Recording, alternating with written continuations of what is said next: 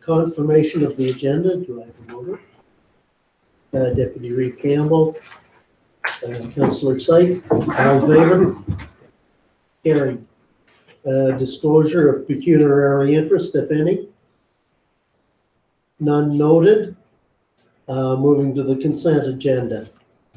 Is there anything council would like pulled out for consideration by itself? I'll move approval of the consent agenda. Okay. Seconder, Councillor Ritz-Matanenga.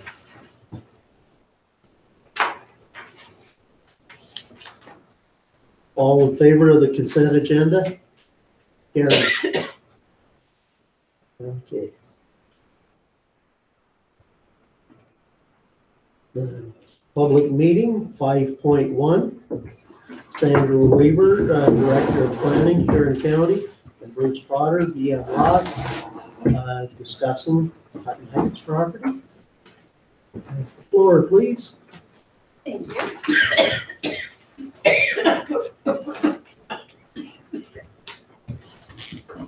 This is a lady's first presentation. Yes.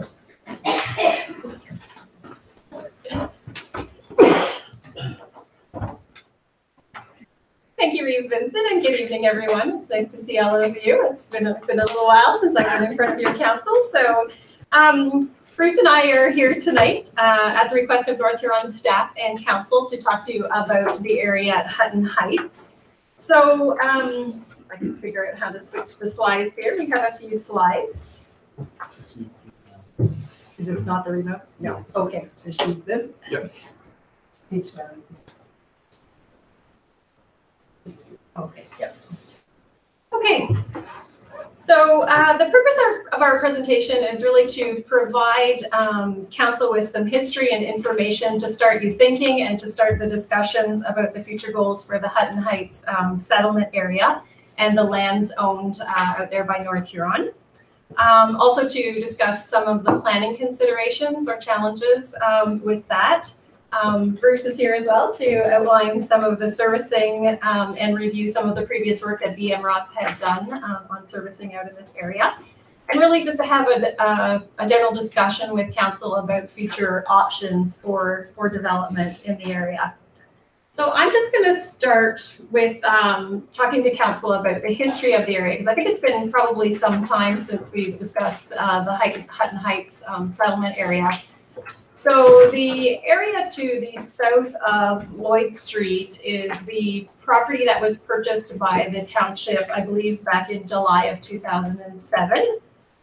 It's approximately 38 acres in size. And I was the planner for North Huron at that time, back in 2007, when the township decided to purchase this property. And it's my recollection that there were a couple of reasons why the former CAO had recommended to council to purchase the property. Firstly, that the property was for sale, and there was a concern that a future purchaser might want to build just one house on that property, which might limit the possibility for future development on the rest of that 38-acre parcel.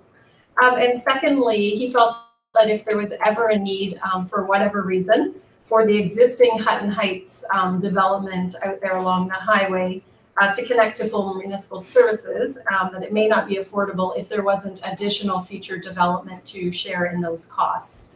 So those were that's what I sort of recall about the history and the township's purchase of the property. So I'm just going to review some of the planning considerations. So this is the official plan map from the North Huron official plan.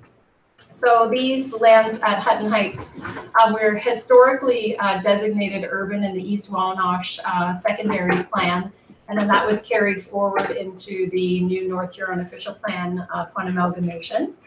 The land owned by North Huron, as I mentioned, fronts onto Lloyd Street and is just to the south of Lloyd Street.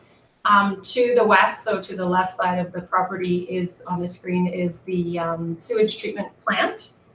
And the land is currently designated natural environment, which is the light green, and parks and open space, which is the dark green on your slide.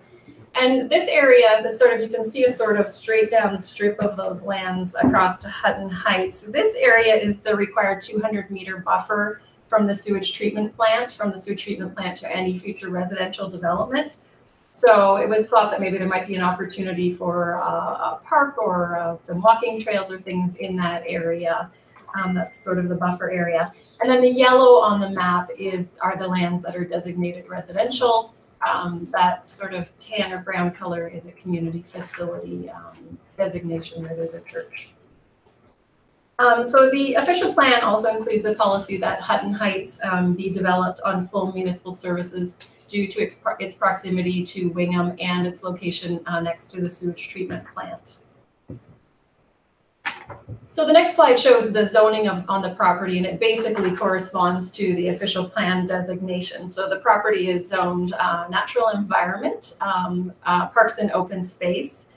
And then there is an area that's zoned as future development, which is basically like a holding zone that's put on larger blocks of land until there is a plan for development in that area, and then at which time there would be a plan of subdivision and a rezoning that was done.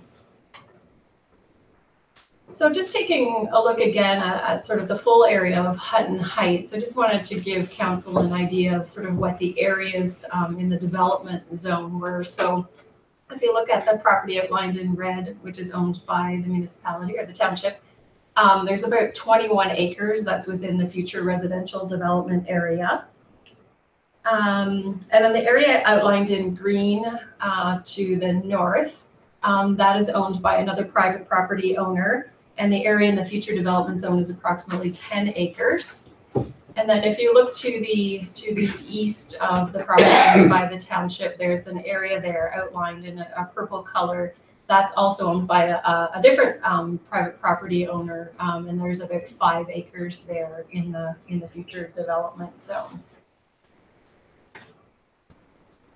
So some of the planning considerations and the things that it's good to think ahead about, and especially in like that next year, the North Huron official plan is slated to be reviewed for the 5-year review. So it's good to start having these discussions and thinking about these things in advance of that. So one of the things is that the township currently has a draft approved plan of subdivision A2A or Wingham Creek, which is up to approximately 364 units of residential development. So that's draft approved for Wingham. This may provide for the 20 years worth of residential growth opportunity. So it leads to a few questions. So is there enough housing demand to support or justify another plan of subdivision in the Hutton Heights settlement area? Is there a need for competition in the housing market to have 2 developments on the go?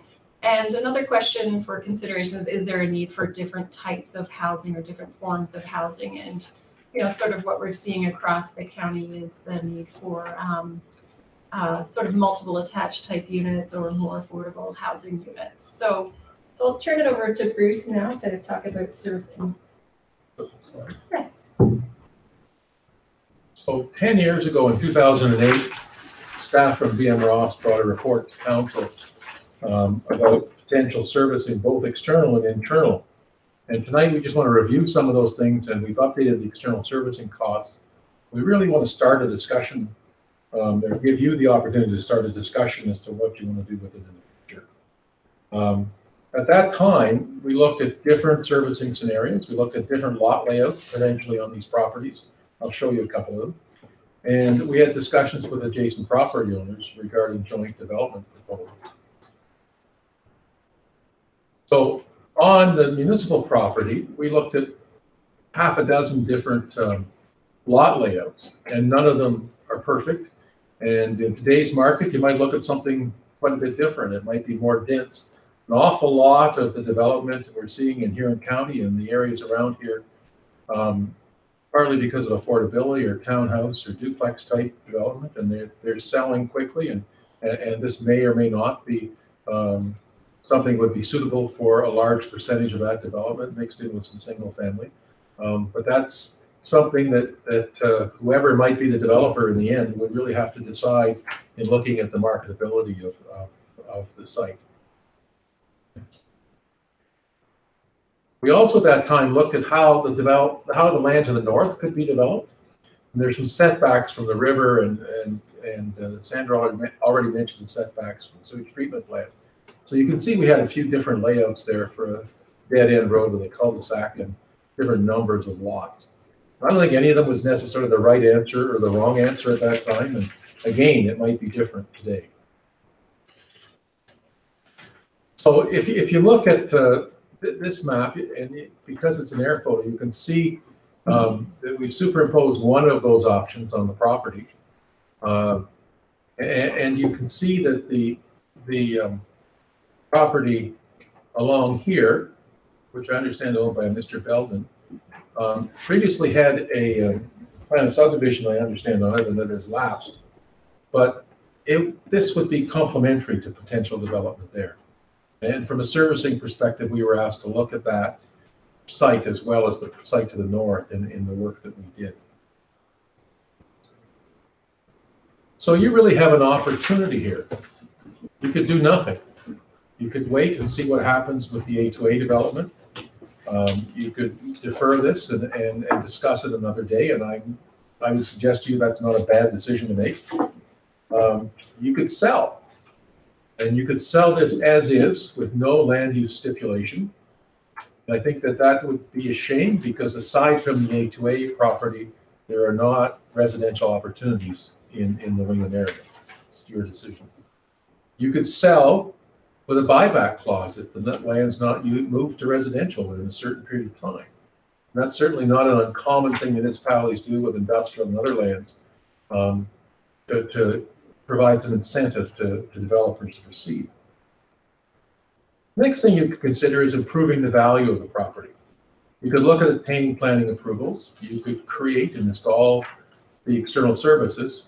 You could even consider becoming a developer.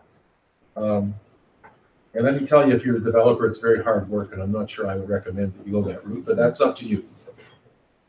And you could improve and sell the thing, and you could then put out some sort of request for proposal for the consideration of potential developers.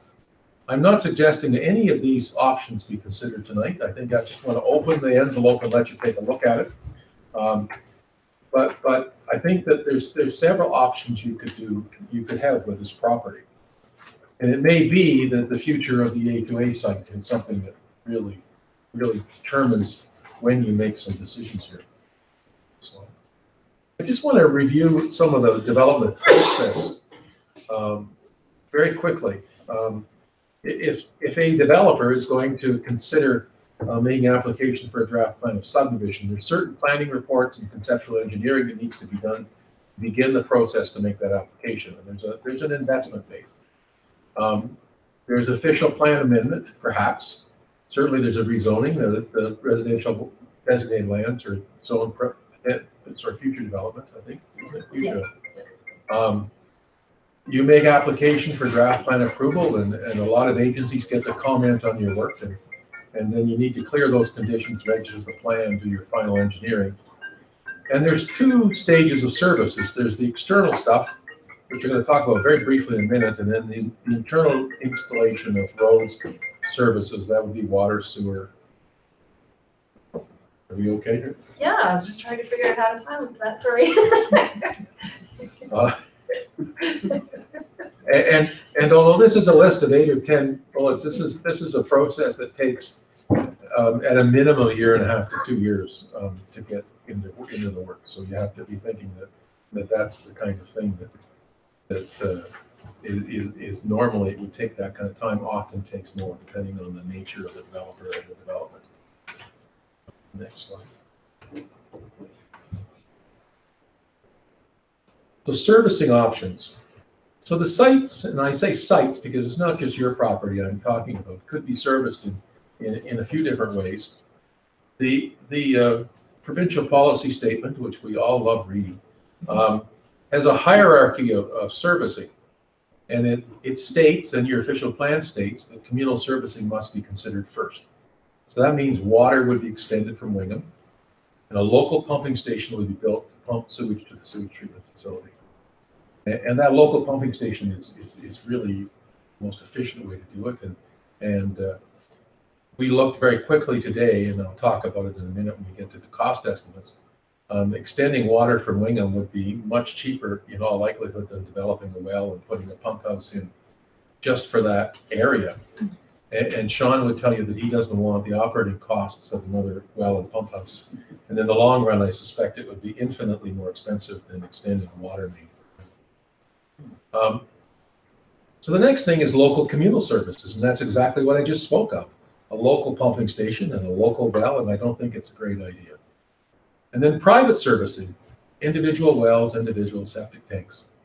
The lot yield would be considerably less. It might be a quarter or a third the number of units because you need the large areas to do the septic systems.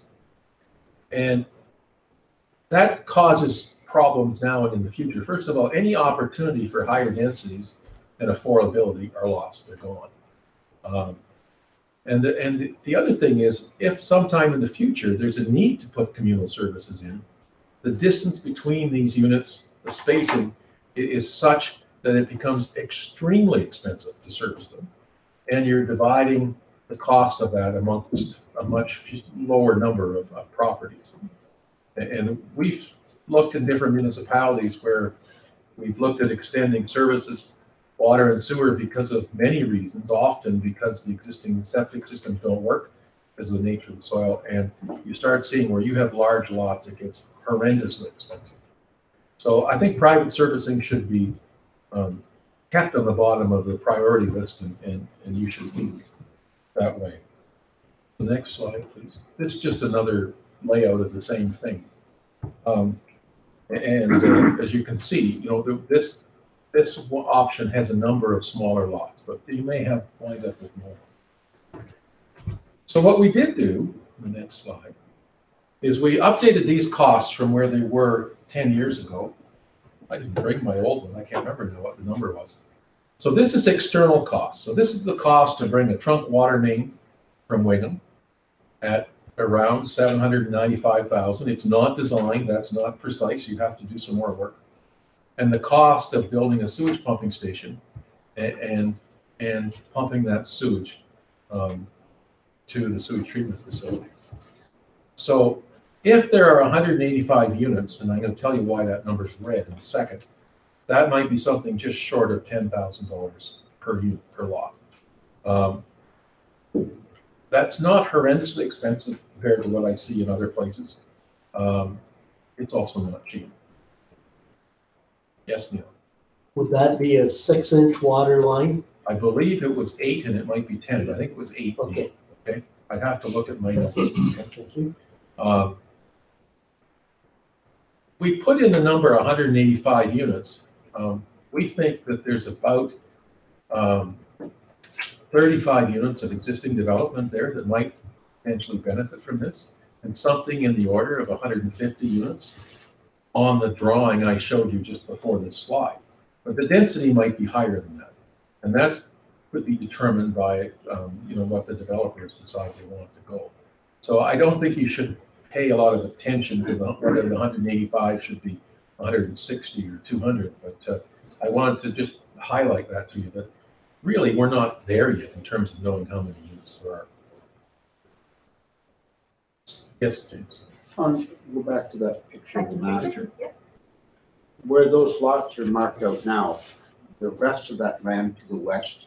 So this area here Yes. is the setback required from the sewage treatment And the facility. one on the other side too? And here too, yes. Okay. So this area there, I point better with my right hand. This area here is parkland, and this is natural environment. And so there's an opportunity for my friend Pat to build a water slide or do something over there. Right into the sewage line. Yeah. Right from where we get the water from. So there can't be development though. Yes, okay. Yes. Got 200 meters setback. Is it allowed to have industrial development in there and then have the 200 meters to the east of there? In other words, where Pat's water slide is, could we build something Well, And I an guess, industrial nature yeah. that might be tied to the sewage treatment plant? The guidelines are for the sewage treatment plant are for separation to residential, I believe, but the other thing with industry is then there's sort of a noise guideline, so regarding industry and having to be a certain distance from residential development as well. So so there would be other restrictions for putting industrial there. So I think to answer your question, it may be possible to put light industrial in there, but there would be another setback from the residences, and you have to look at how that could happen and who might be an eligible industry to go in that location. Mm-hmm. And the Ministry of the Environment has a whole procedure where you go through calculations for those setbacks. Okay, so in other words, I could find a development that would fit in there, and then the setback might not be 200 meters, then it would be determined by the nature of whatever Well, that industry the is. residential setback from the sewage treatment facility would be still be 200 meters. And, Yes, well, they would still be, yeah.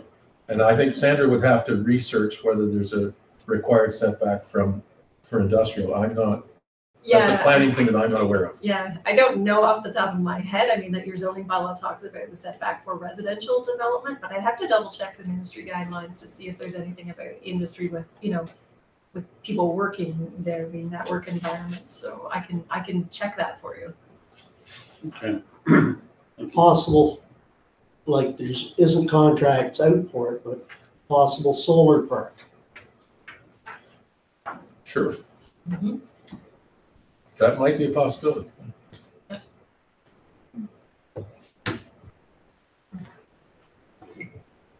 So, moving into So I just want to leave you with some discussions about next steps. And we really came here at the request of staff to start this discussion. At some time, council should declare or investigate further what option or options they want to pursue. And that may involve some discussion with the adjacent property owners. And it may require us to do some preliminary designs and lot layouts, some costing of its internal services as well, and look at the adjacent sites. And we'd have to talk about how the costs for those external services would be paid. It could become part of your development charge. It could be paid for directly by the developer, so they're going to benefit, and a portion set aside for future existing property owners. Or it could be done by a rate bylaw where you simply do it and send everybody a bill, and you have the authority in the municipal act to do that, although sometimes it's not a pleasant idea on the part of some of your ratepayers. Really? Pardon?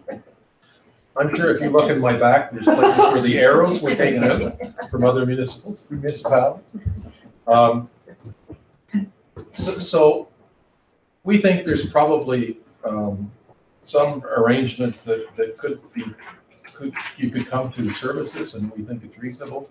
But really, I think we want council and municipality to give us some marching orders if they want us to do some more work, and we really just did a rehash of what was done 10 years ago. So I know Sandra would be delighted to take questions for an hour and a half. Sure, I can. I would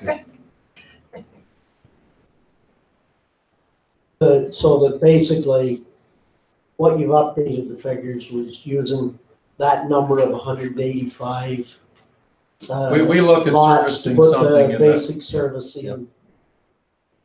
and I would suggest that if that became 200, that number might not grow very much, but it's still preliminary. I mean, there isn't designs done. It's based upon what these things have cost elsewhere and some assumptions of what they might cost here.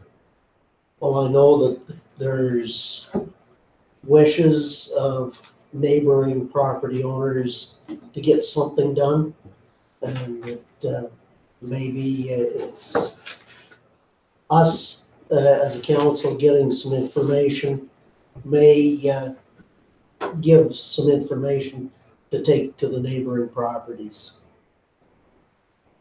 as to this is the ballpark that we're talking about. They could assess where they were with their own property. Those are one. I wonder if you look in your crystal ball and what's the future attitude or assumption about development in Huron County in general? Just is it optimistic? Is it pessimistic? Is it in a certain kind of direction or totally unknown? Well, I mean, generally, if we look towards our population projections, we have a sort of stable to slightly increasing population. You know, there are things happening around us, the expansion to the Bruce nuclear plant, you know, you have your cowbell developments around that are bringing more people to the area. So, I mean,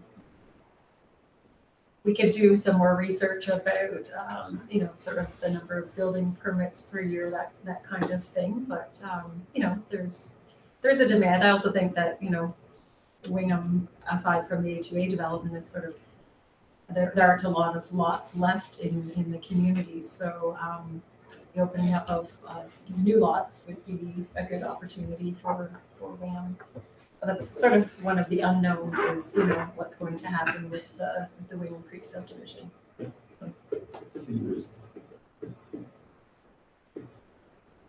Councillor Syed. More of a comment. I go back to the planning challenges that the three kind of questions that were posed to us. And one of the questions that I is all about this A2A, and you know, I've sat on this council for 3 years, and that's all we've talked about. But we've never seen any progress at all, other than them coming for a delay or an extension. The conversation needs to be, I think, at this table at some point is do we see any fruition into that development at all? And if we don't, then obviously this is the next obvious step from a Wingham perspective for any potential increase in residential housing, because there is nothing else in the municipality, at least in Wingham area. So it would be interesting to get, you know, it's kind of one of those things where you get kind of caught between the rock and the hard place of, do you invest money in a thing, and then all of a sudden something fruition from an A2A perspective comes forth and they start building, and then all of a sudden you invested money into something that may not progress. And you know, I think when we made that extension of the planned subdivision, we really didn't have any thoughts about Hutton Heights. But you know, to me, I think that comes to more of a fruition to me to talk about existing property owners that are there, to maybe have a conversation that maybe forces the hand of said A2A developer that says, are you going to get on or are you going to get off? Because we need this development. We can't be talking about it for the next 6 years. We would like to see it. I'm sure our ratepayers would like to see it, to spread some of that taxation over them. So, you know, it would be something that I think we need to seriously consider, to have either a harder discussion with the A2A developer, and as well have a discussion about how do we bridge the conversation about Hutton Heights to bring it both to the table to see here you go, who can get it done first. I'm okay with either one, but how do we get it done? And not have ratepayers sitting and waiting, because I bet you I hear that every 6 months. Well, it's great A2A. I haven't heard anything about it. Well, guess what? Neither have we. So that's the problem that we run into. Deputy Reeve Campbell. I think a few years ago, and you can correct me on this, Bruce, our biggest holdback was what kind of services do we put in? And I think we had some discussion on putting in exactly what you've talked about tonight. And that's probably been one of the drawbacks as far as contractors coming ahead and saying, we're ready to go with this. You guys are ready to go with this, because we have a bit of say on how this is done too. But I think we have to be prepared for that. And I don't think your cost is a whole lot higher. I don't think. It's a little bit I think higher. it's a little bit. Yeah, I think I thought it was lower. I thought we were over $1 million from water. I'm sorry, I didn't bring the whole file with me, so I don't have the old one. You have it.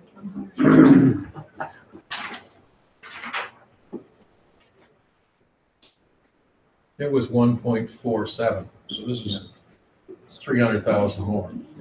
And in some areas, construction costs haven't changed that much in 10 years. Having said that, some tenders we've opened the last week have been high, but you never know. It's hard to decide to prime the pump, and that's really what we're talking about here. And you've got to set up a model for how you're going to recover those funds.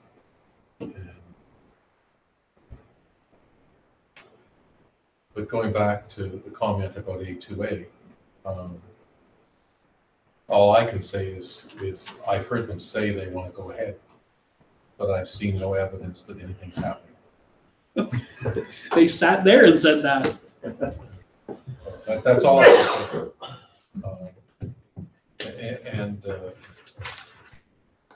My understanding is that might be the case with some projects they've got elsewhere as well.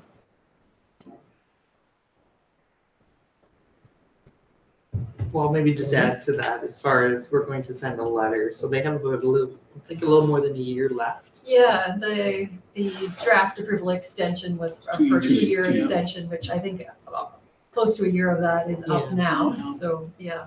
So we're going to send a letter from staff simply advising that you have 1 year left on your extension, and then you'll have to come back to council, and council will have to decide at that point if they want a further extension. That's something council of the day will have to consider.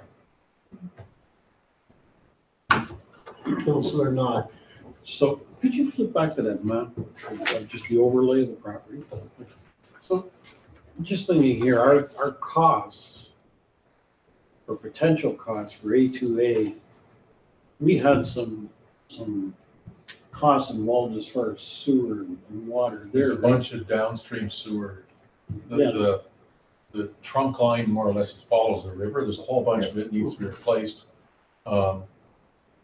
maybe in stages as A2A would develop.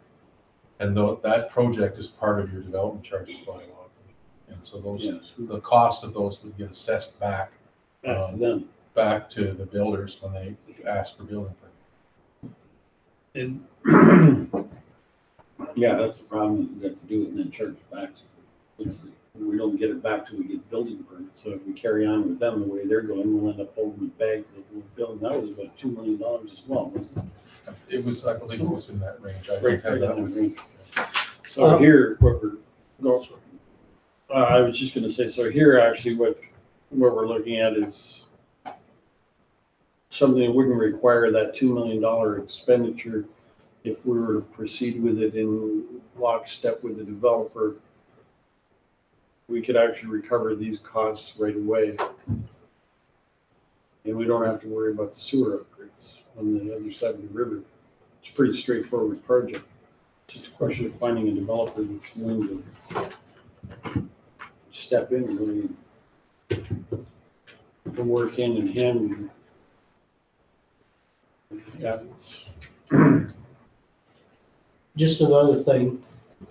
Would a second entrance to the highway at the south end of the housing development be advantageous? You mean the A2A development? No, Or this I'm development talking here? Hutton Heights. I think it would be advantageous. You don't own that property. Certainly at the time when that highway was still King's Highway and was owned by the province, you would have had a great difficulty getting an entrance, another road that close. But, right now you could, I know Neil has eyes in the back of his head, but you could take that road down and back out here perhaps and get some more development land. I believe that's beyond the development area at the present time, but that's something that you could look at again in your official plan review going forward. Sandra will tell you one of the problems is you have all of these lots draft plan approved in the A2A site, and you know, you're supposed to, in the planning world, excuse me, approve something for not more than kind of a 20-year horizon. And but when we do engineering designs, we look at something way beyond that, because sewers and water mains, we want them to last a lot more than just 20 years. And we've got to decide, you know, where's the Berlin Wall? What's the limit to what we're designing to? And that's always an interesting discussion when we actually get down to the nitty-gritty of design. So, short answer is yes, a second entrance would be helpful, but you would have to put the planning process in to be able to get it. Yeah. Thank you.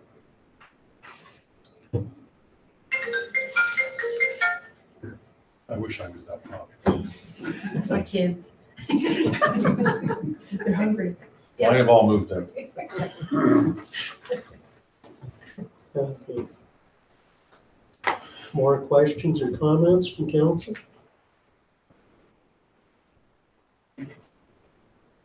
Any from Public Works? Okay.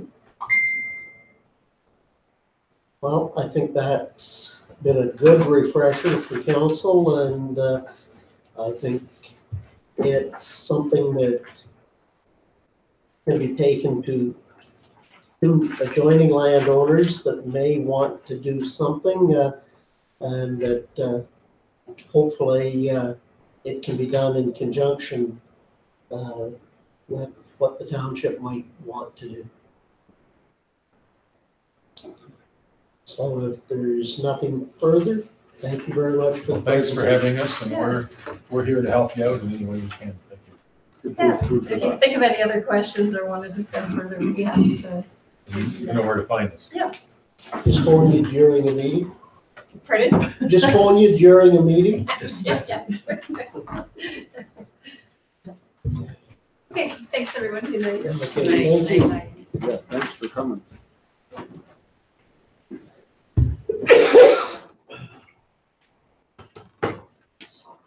Okay.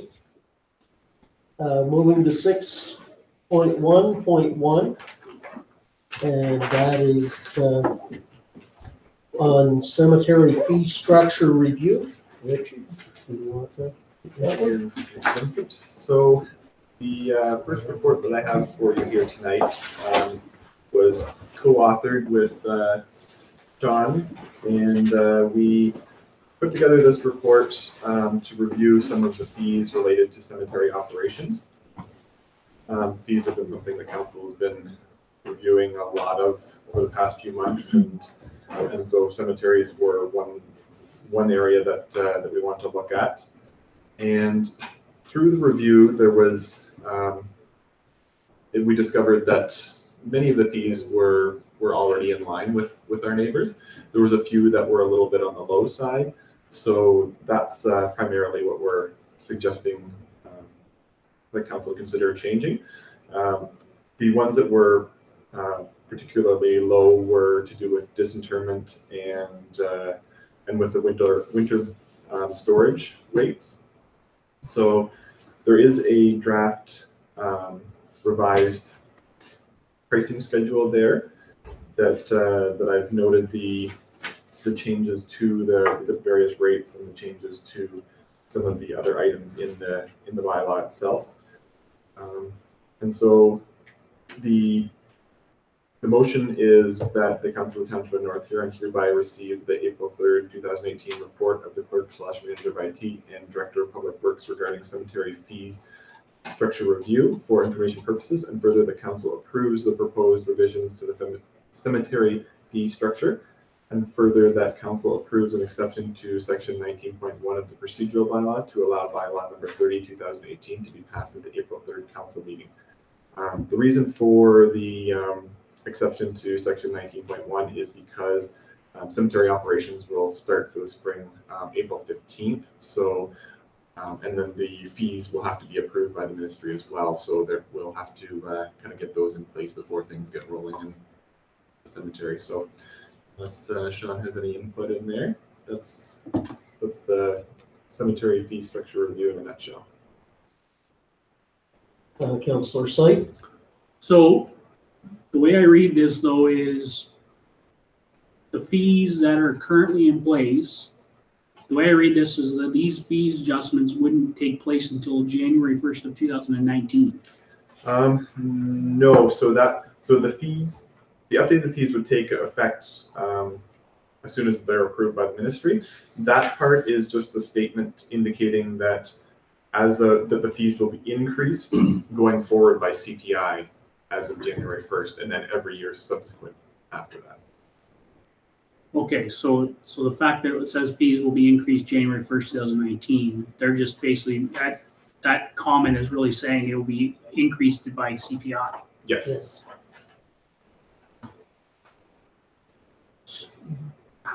Sorry, Go ahead. how long does it normally take for ministry approval? Because here's my question, my follow-up question is we can't physically charge it until it's approved by the ministry, correct? Go ahead.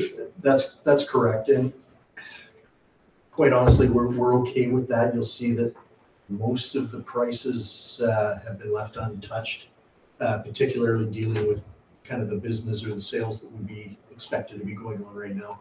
When you really look at what's changed in this, it's aside from the winter burials, which thank heavens we're getting out of now, it's more surrounding areas where the municipality might be assuming risk or be exposed to risk, and the prices were adjusted to allow us to be able to manage that risk. Particularly disinterments. That's one of the areas we looked at carefully, and so I don't see any delay in provincial approval impacting the expected sales in the short term.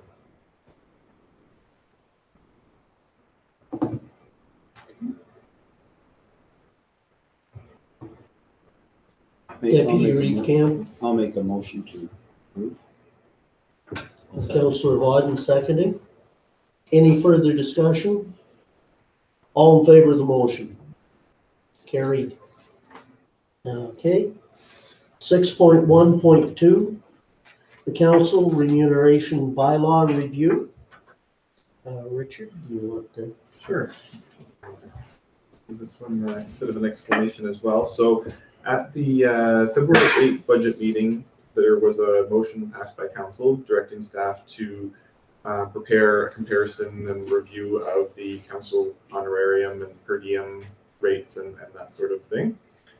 So I have prepared various charts throughout this report comparing what many of the other lower tiers in Huron County are what their rates are for honorarium, per diems, meal allowances, and so on. The one thing that I should mention though is a lot of them are all over everyone's all over the board really, in terms of some include will pay an honorarium plus every council meeting is paid a per diem on top of that. Others, such as ours, you get your honorarium, but that is supposed to include 2 council meetings per month. And then any special meetings or other meetings on top of that would then start, the per diem would kick in after that. So there was really no standard, I'll say, for what others are doing, but this is the information, and so I'm just kind of looking for direction from council as to how you'd like to proceed, if at all, with this information. The one area that I know that council has had a lot of discussion around lately has been with the conference and convention expenses. The bylaw currently states that one council members may attend 1 meeting per year. One conference. But now that council has committed to OSM and things like that, I mean, that may have to be looked at, right? So I've given some numbers in here from 2017, although Donna could probably provide some more detailed information in terms of the financial part, I believe that the budget for this year actually includes slightly less than what was spent last year. So the budget would have to be adjusted to, if council chose to go with 2,500 per councillor. But if you have any questions or comments, I try to answer what I can.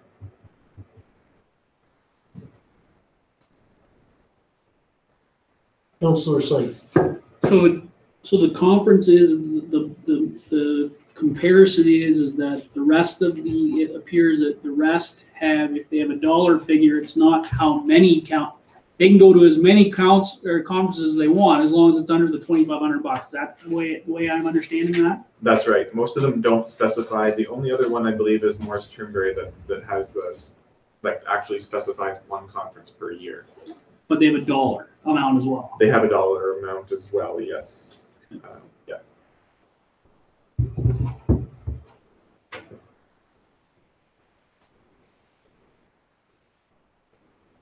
I'll make the comment that I think if we went to a dollar amount, that whether it was a conference or a training program or whatever that helped develop the counselor, I think that they could choose which they wanted to go to. And once they got to that limit, if they wanted to pay the extra themselves, we're not stopping them from taking that extra training or being at the extra conference.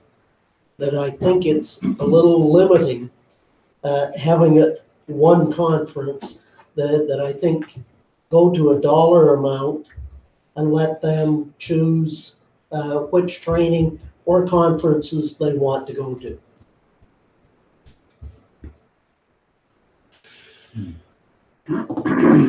Councillor Vaughn. I like that idea, but I think in addition to that, there should be an allowance for a case where there's some topic that we as a council need, and we're not going to send everybody to it. So we might say, well, Deputy Reeve will go to that conference, and because it's going to help us with asset management or some particular topic where we have particular issues that need to have that kind of input. And that would be in addition to the restriction on a person's individual request for a conference. Richard? So just in along the same lines there as Councillor Bodden's comment, in Blue Water's bylaw, they do have a line in there for a $3,000 training pot, is what they call it. So I don't know a lot of details around it. I wasn't able to reach out to them to get any clarification on that prior to the meeting, but I guess my assumption is for those sorts of instances, right? Or if you bring in a speaker or a presenter or something to do some training with council as a whole, it would potentially come out of that. Yeah.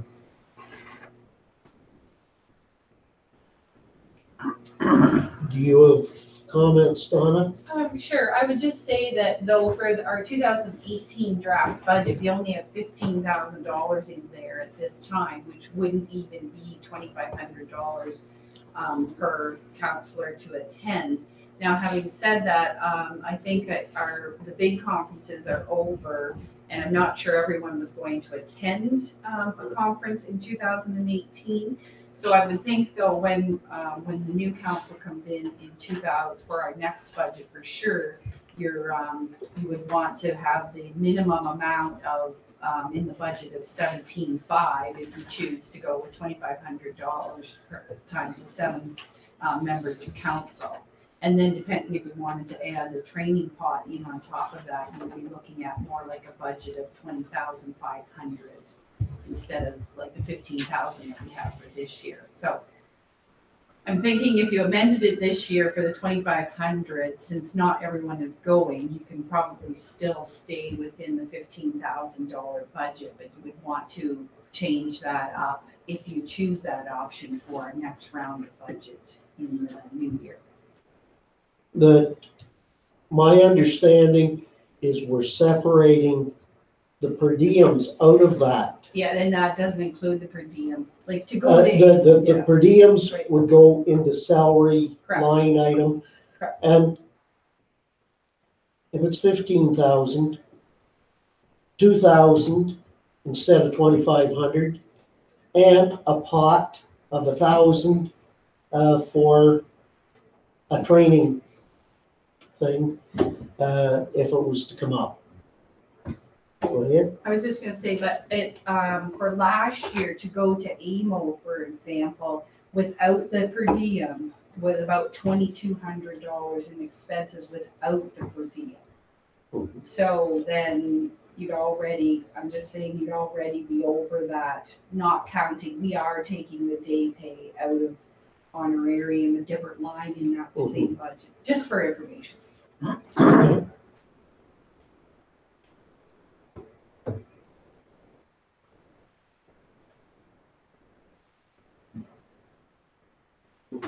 Any other comments?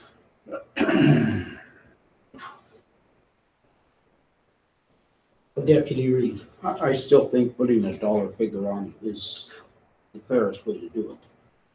And probably the easiest for Donna to keep track of too with the dollar. I agree. Councillor Syed? I think ultimately what it does is it eliminates this discussion about having to come to council to get a motion to go to additional To meetings. approve a second. To approve additional ones.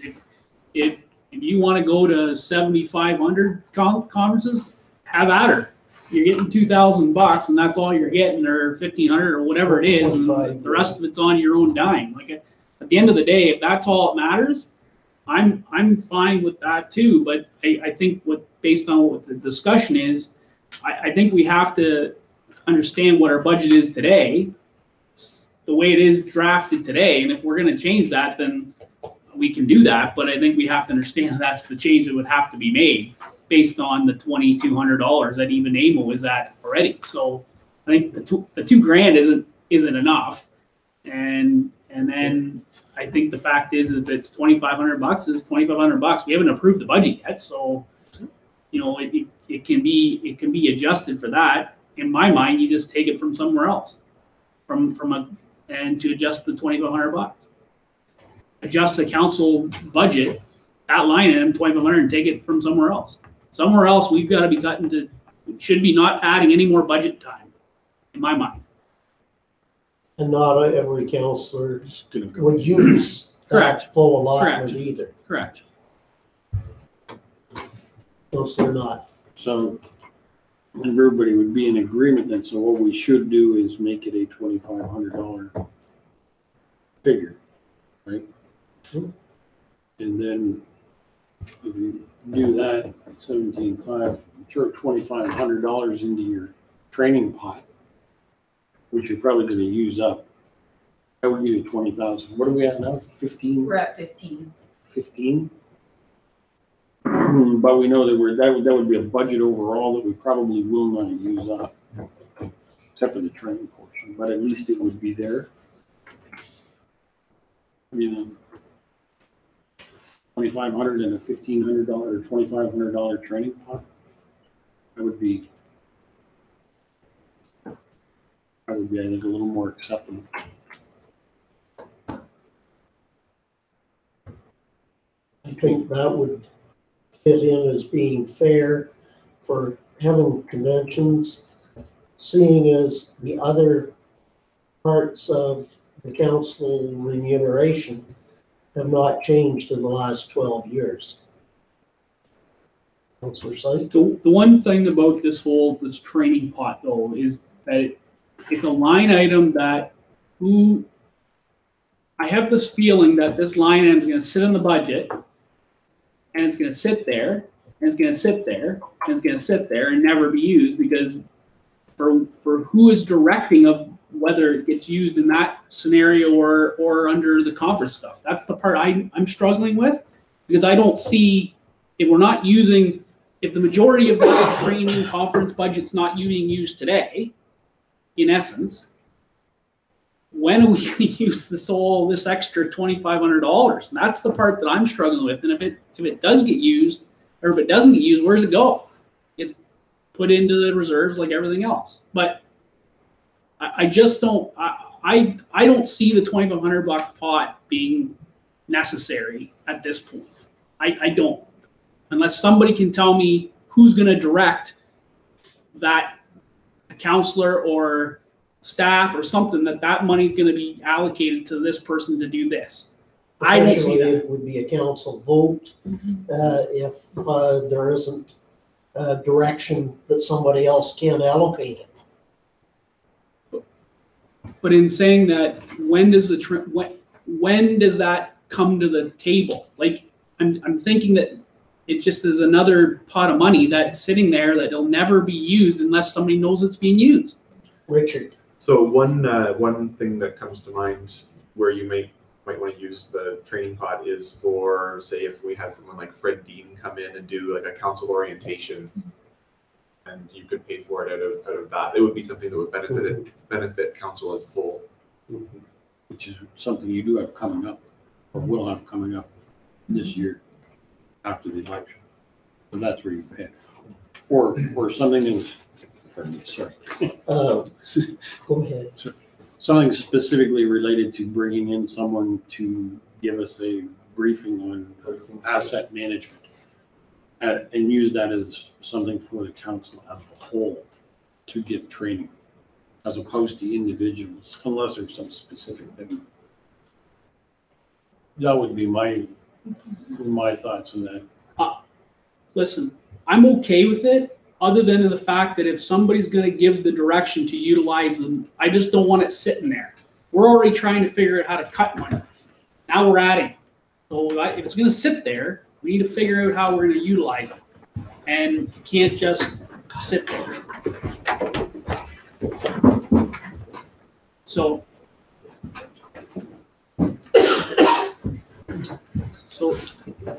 like, if there's consensus, like, I'll make the motion to utilize it to set up the $2,500 or the $2,500 per counselor with a $2,000 or $2,500 pot. I'll make the motion to be set up in the 2018 budget. I'll second that. Any further questions then? Just if I may, so I'm clear. So the motion is that council directs the clerk to prepare a revised bylaw incorporating a monetary limit of $2,500 per counselor for conference convention expenses and $2,500 for a council training pot. Good. Correct. That works. Okay. Any further questions before we vote? All those in favor? Is carried.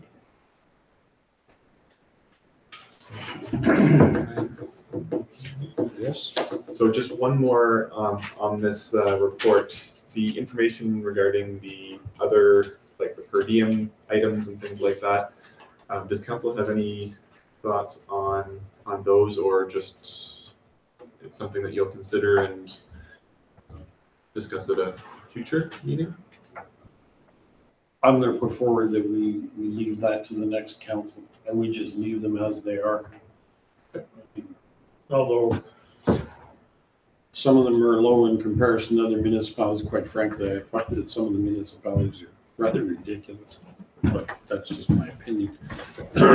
Sorry. So I think we should just leave that for future council. Sure.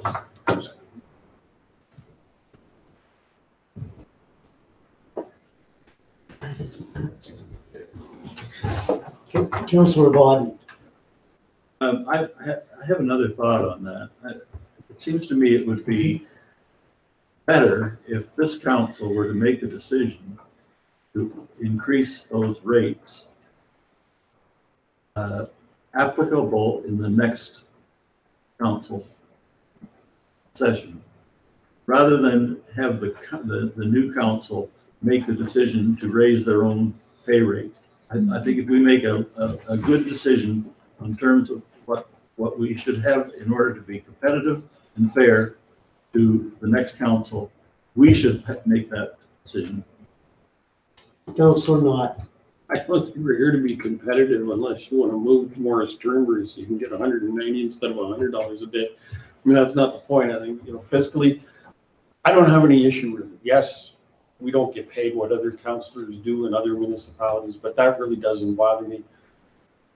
I didn't stick myself up for election for a paycheck. It was, you know, Who did? exactly. So, and it would be up to the next council. I mean, I agree with you in one way. It's one thing to be raising our own salaries. I never quite agree with that. But then again, I'm not really concerned about raising them for the next council either. Councillor Bodden. Well, having been in the position for, I think, 7 years, or by the time I get out of this, I find that it's a very, very demanding job. It takes an awful lot of time, and there's an awful lot of time spent on money that isn't paid, and I think it should be fair. I don't think it should be a career. I don't think it should be a person's entire livelihood or even close to that. But I think that it's extremely low. And I can say this safely because I'm not going to be running next year. I won't be on council. And I think that for the sake of the councillors who are coming on, we should prepare for them a reasonable remuneration for the time they're going to be spending at it. Okay, I'll ask a question. The county gives CPI on the county councillors' salaries. Is that what you want? Or would you want some kind of dollar on certain of the line items raised, or would you want it just to be a CPI? Councillor Syed. To be quite honest with you, until we make, this is an opinion only, and not coming from me, until we make drastic service level changes that impact the cost, the costs within this municipality that impact tax rates and taxes that we have to collect, I'm not going to ask for any $1 more. And I think that's the fact of, from where I've been sitting here at this table for 3 years, is I'm not going to ask a ratepayer to pay me $1 more if I can't justify figuring out how to reduce our exposure to our inflationary budgeting issue that we have. So until, which I suspect, based on the comments I've had, I'll never get paid more, and that's fine. But until we can make hardline decisions on services and things that we need, and I mean need in this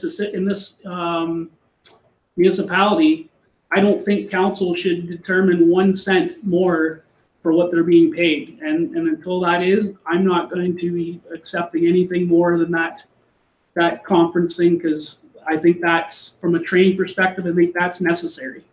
But I understand Councillor Bodden's concern, and I get it, but I think we got bigger fish to fry from a budget perspective than raising council per diems by $5 or $10 or $30 or whatever. So I will not be accepting of any increase at all. Should we Councillor Knott. Can we make a motion to freeze these as they are? Is that what we need to do to make it acceptable? Unless there's a motion to change, they will continue, will they not, Donna? So, Yeah. yeah, they'll just continue. So, all right, with consensus, I'm in favor of nothing changing. I'm agreeable. Uh, Doesn't matter to me. We're retiring, Brock, so we can ask for it to go down. We just won't replace you. We just split up yours. I'll yell at the next council when they raise their pay rates. Okay. Thank you. Okay, moving the Finance Department. 6.2.1, Source Water Protection Funding Agreement, Amendment number 4. Donna, do you want to elaborate, please? Sure. So we've been fortunate enough that as each year comes to a close and the funding deadline for this project has been comes to a close, they have actually extended it several times. So again, we have the opportunity to take advantage of having till December 31st, 2018 to spend the remaining funds that we received under this program. And as outlined in my report, we have spent most of it. We have about $4,700 left that we would use for staff training and education. But it would just give us, with all the new staff that we have had over the last year, it would give us the opportunity to provide some source water training under Part 4 of the Act to those new staff members. So again, it's just an opportunity. We thought that opportunity was going to be lost, and then the extension came out. So it seems logical to take advantage of it. I will move it. Thank you. And Councillor Ritzman-Taninga seconding. Is there any, all in favor? Carried. Okay, thanks, Donna. Moving to 6.3.1, the North Huron Museum report. Pat? Yeah, I think we're just gonna do a little shuffle of some seats for a moment. if that's Okay. Okay. I'm gonna come up here to put on a presentation. I think Wayne's gonna come down. Elizabeth's gonna join me. I'm gonna suggest you go to the end unless we're at the back of my head instead of the slide. but it's your choice. I know you can't reach me from over there. So.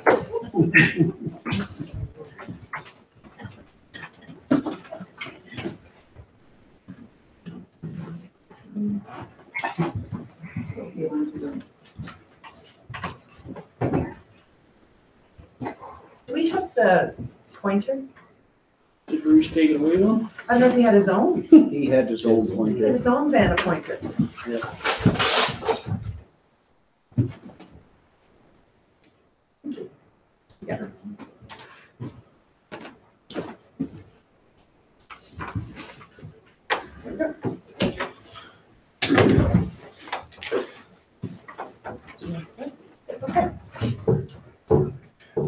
Well, thank you very much.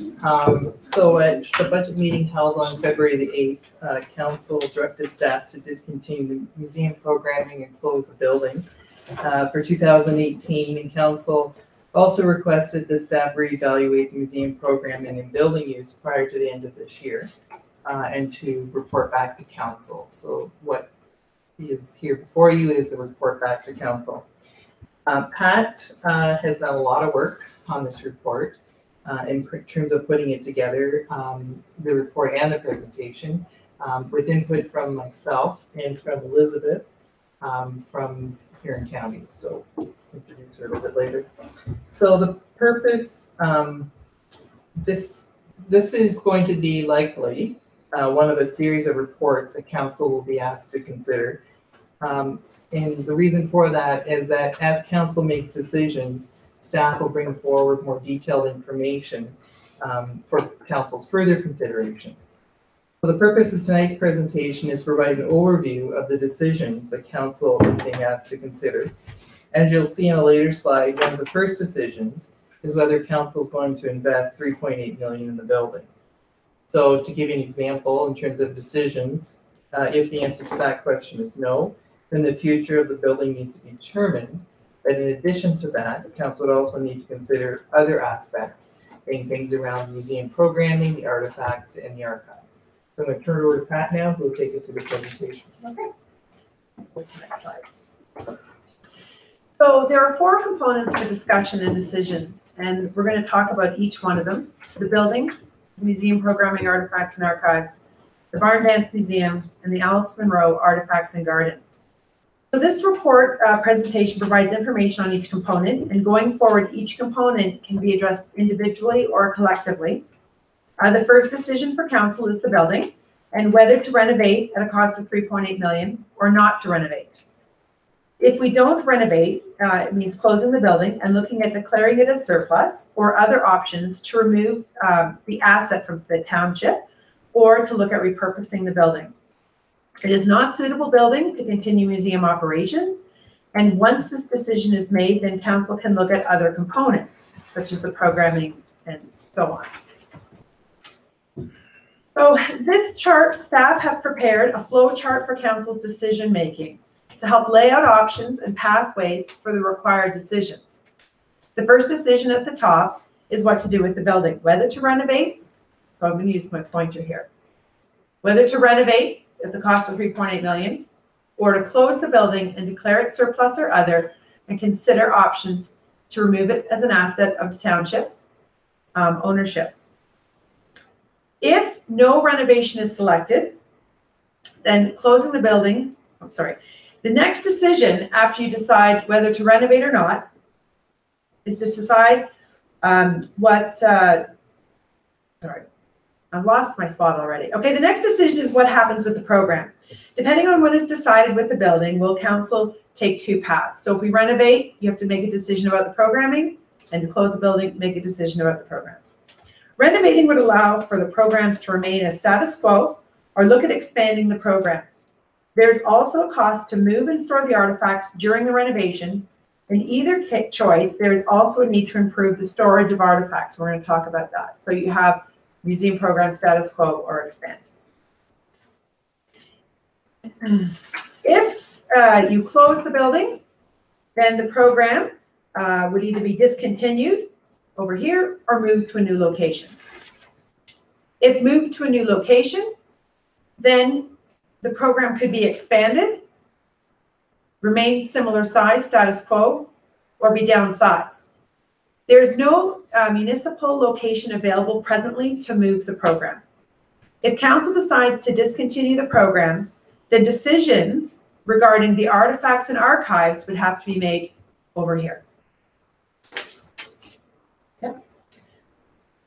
Prior to diving into the details of the North Huron Museum specifically, we thought it would help council to understand the trends in museum programming in Ontario.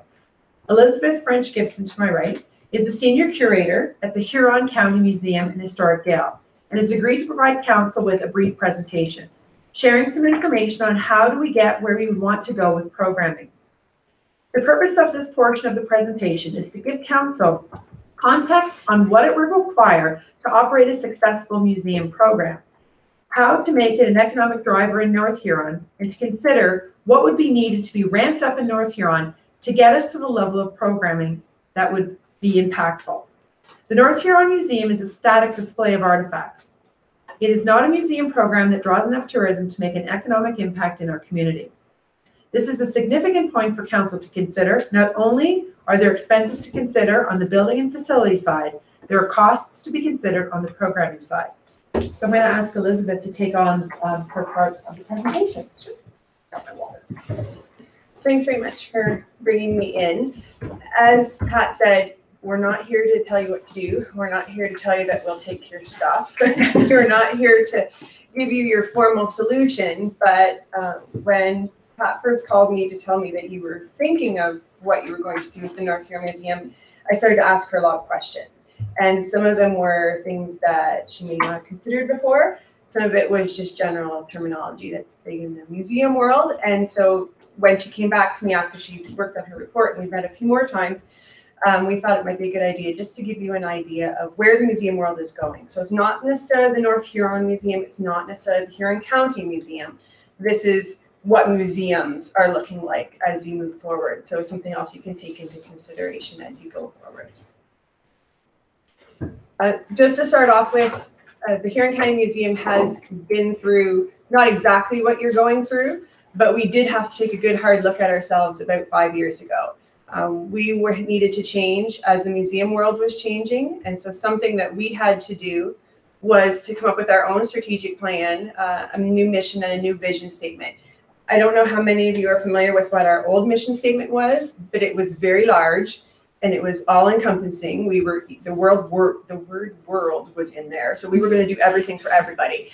We can't do that. We know we can't do that. So we really tried to narrow it down. And so our mission and vision for our county museum right now is that we were going to engage our community in preserving, sharing, and celebrating Huron County culture. We certainly wanted to have Huron County in there because we know the battle of the Goderich Museum name that goes along with our museum. So we wanted to show that we are trying to encompass all of the county.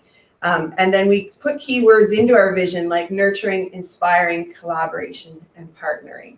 So these things will come up as we go through some of the other points in the presentation.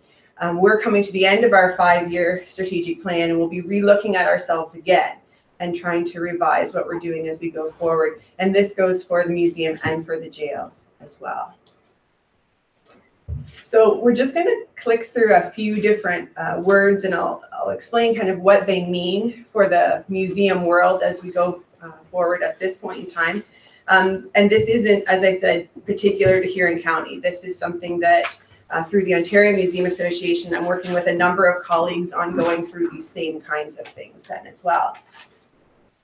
So the first is to have a strategic plan. And one of the first questions that I had for Pat was, okay, what's your policy? What's your plan? And she laughed. So we're going forward with those things. And these are the things that we have to come up with. If you're going to move forward with a new museum, a new site, a new plan for your museum, being able to come up with a strategic plan, just as we did, is going to be a key to help you to move forward in what your goals are going to be then as well. Coming up with an identity, a vision, and a brand. Most of you are familiar with the fact that we have a train at the museum. Most of you are familiar we have two-headed calf. We took those things and we branded them. So taking something that is part of your identity, and I know when I've talked to Vera, the Alice Munro identity, or some kind of thing that you have particular to North Huron. What could be your identity? What could be your brand that you're going to take forward?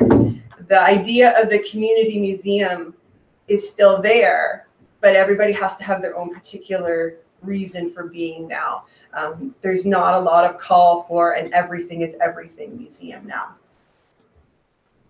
Accessibility, we don't mean just what you think of when accessibility. Yes, we have to be accessible to lots of different people and their abilities, but also making the collection accessible. So we've started to put our things online.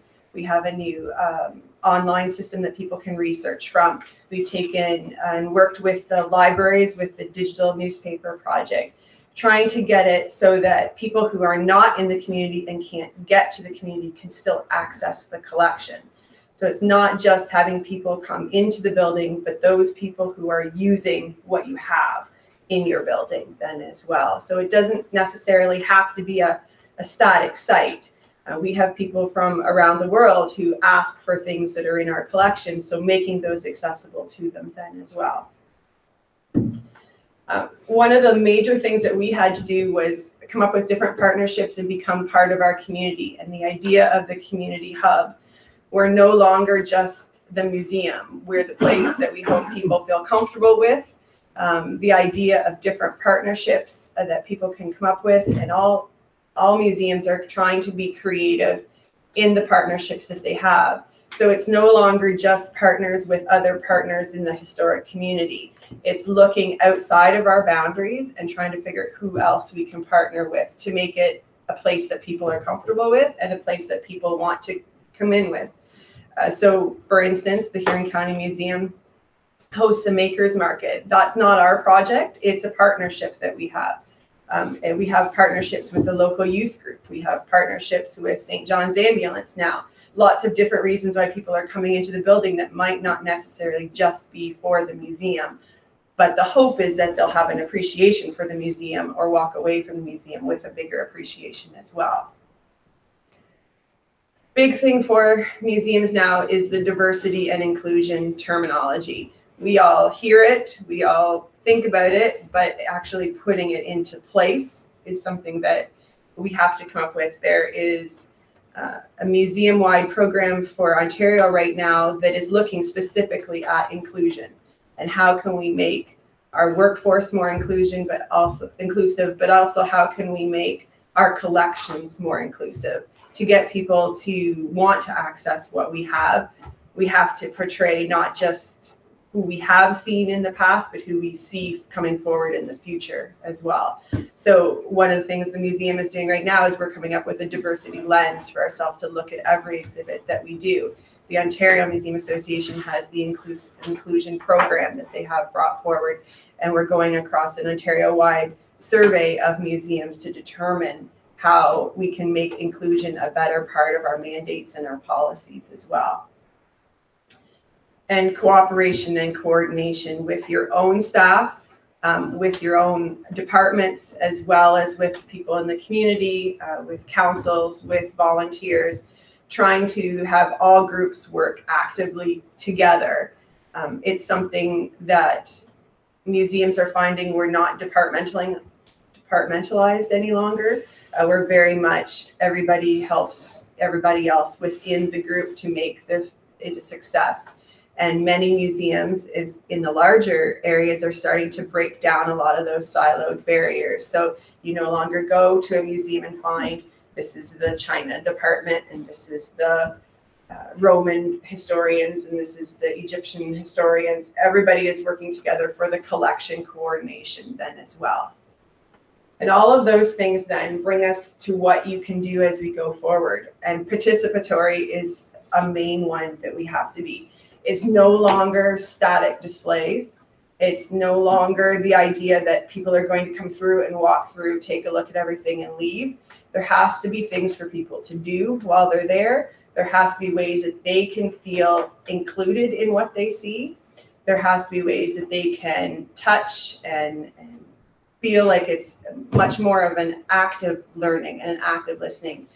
So participatory is a key word for us, that the groups are bringing that all into our programs. They're bringing it all into the things that we're doing, but also into our exhibits and the different activities there.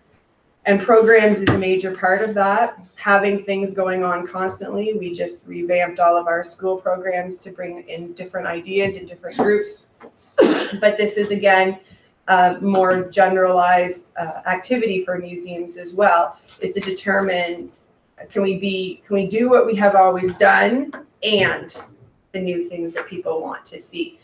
If you think about the last time that you went to a different community and you went to their museum, did you look at the things in the museum, or did you go there for an activity? Did you go there because there was something that was in particular you wanted to see, versus just, well, I think I'll go to the museum today? There has to be an active attraction for people to be involved in then as well, which goes along with the events. So coming up with different ideas and different things, and again, bringing in all of this identity, your vision, accessibility, partnerships, cooperation, doing all of that to get to an event.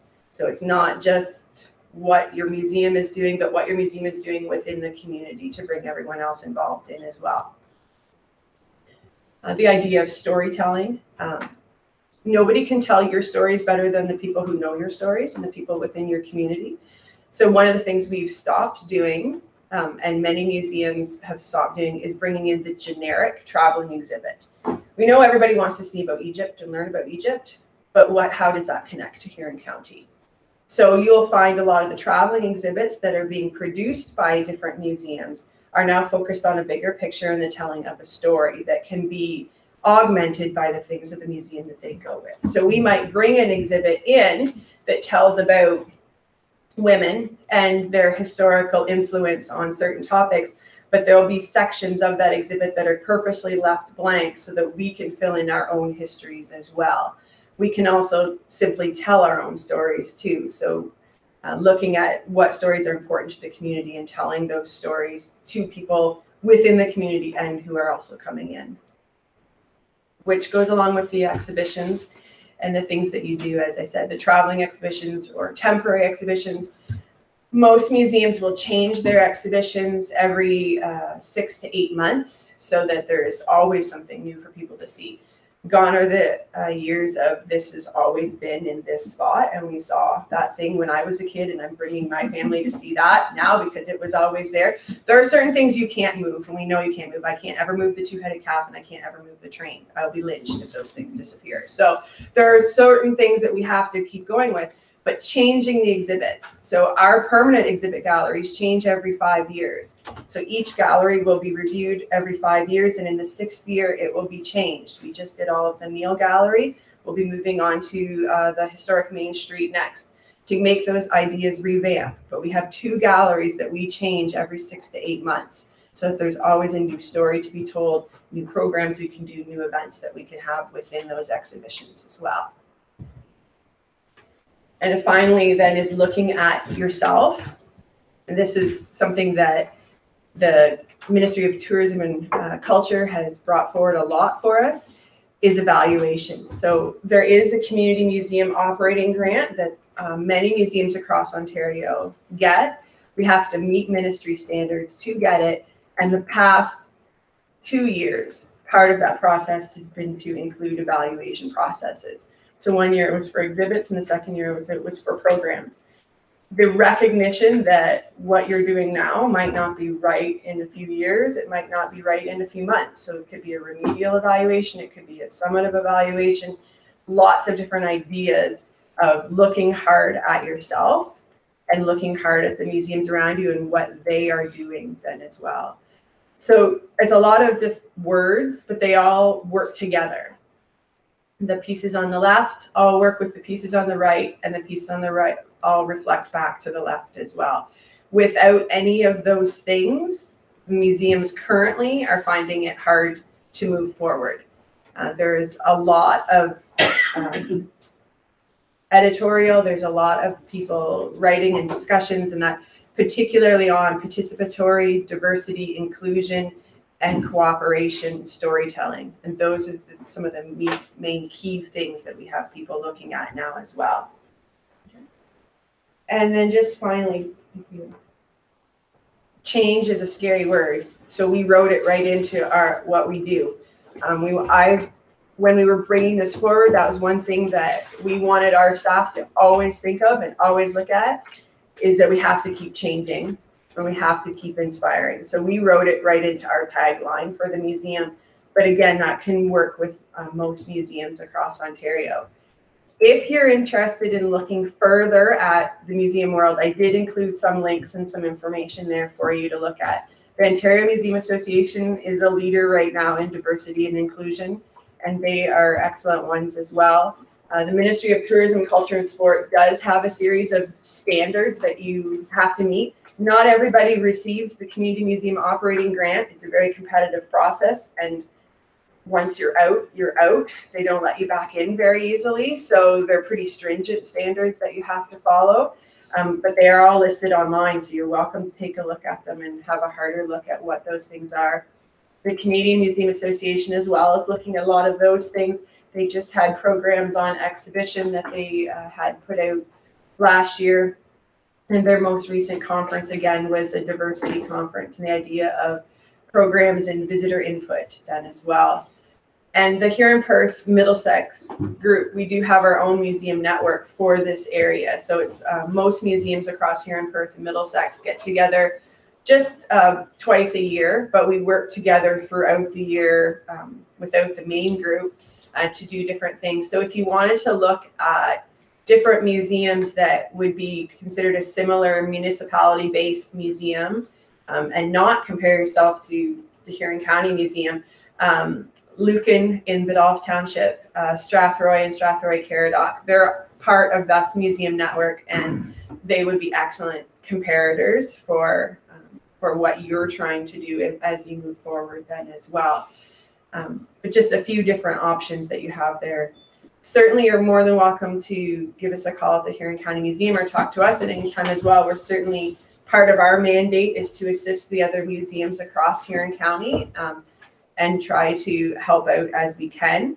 But as I said right from the beginning, we're not here to tell you this is what you have to do, just to lay some groundwork as you try to make some of the decisions then as well.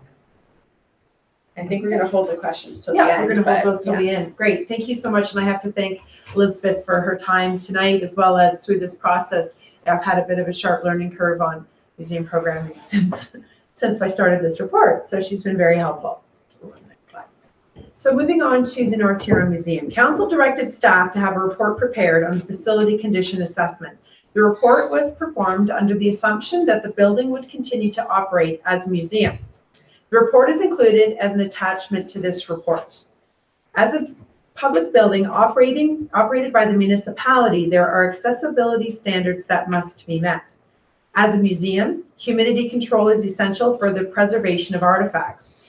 At this time, there is no air handling system in the building. For clarity, the report is not suggesting that the building be decommissioned or demolished. It does conclude that an extensive renovation is required based on the current condition and use.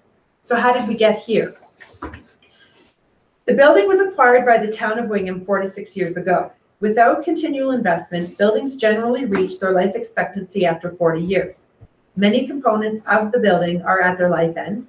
Significant funding has not been injected into this facility annually, so now the municipality is faced with a significant renovation budget. There's been no asset management planning in place for this facility over the years, so there's no capital available in a reserve account for the renovation. So if the cost of the renovation is $3.8 million, that would equate to, since we do not have the funds, we would have to borrow them, to a $265,000 debt repayment annually for 20 years. I've got a few photos here just showing some of the accessibility challenges, not only in the interior with washrooms and many other issues, but even the entrance to the building poses some challenges. As you can see from the photo, you enter up a few steps only to be at a landing where you have to go up some more steps as soon as you enter into the building. Accessibility challenges. The new accessibility requirements in the building code came into force in January 1st, 2015, with the goal of achieving accessibility for Ontarians with disabilities by 2025. The effect of the AODA cannot be understated, as it not only affects the building code, but also impacts the delivery to the public of goods, services, facilities, accommodation, employment, structures, and premises.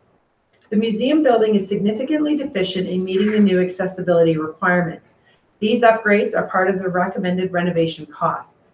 It would be difficult for the municipality to meet the standard by 2025 without a major renovation, and we think of 2025 as far away. That is only 7 years from now. The public has an opportunity to view the basement, main floor, and second floor displays of the museum. What is not seen by many is the artifacts stored and located on the third floor. The storage area is very full and may be considered at capacity. This space does meet fire code regulations, but all this storage does present a potential fire hazard. A renovation would trigger the need for a fire suppression system in all the rooms and storage spaces at the museum. The items in storage on this floor are organized into specific groups, types, and labeled as per the artifact cataloging system. And a lot of this work has been accomplished by the museum volunteers.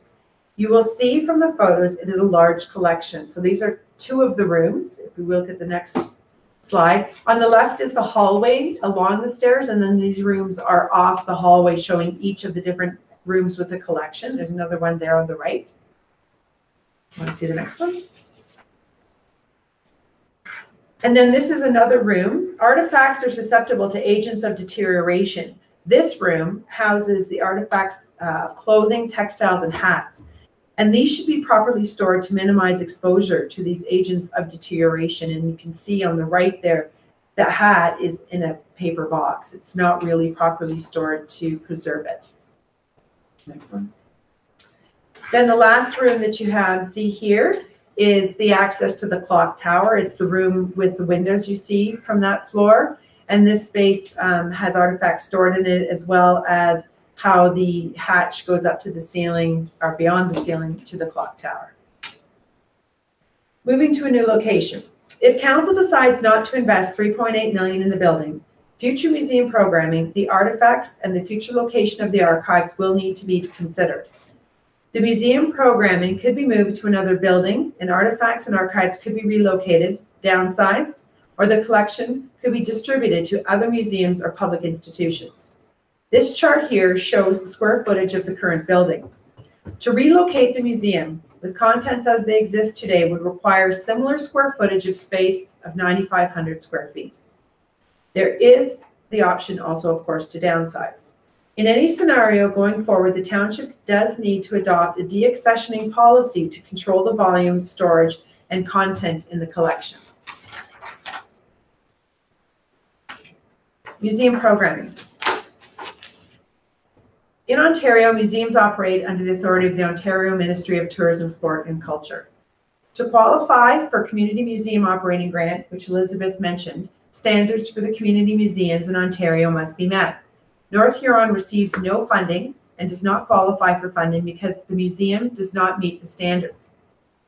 The museum has not received this funding for 10 years.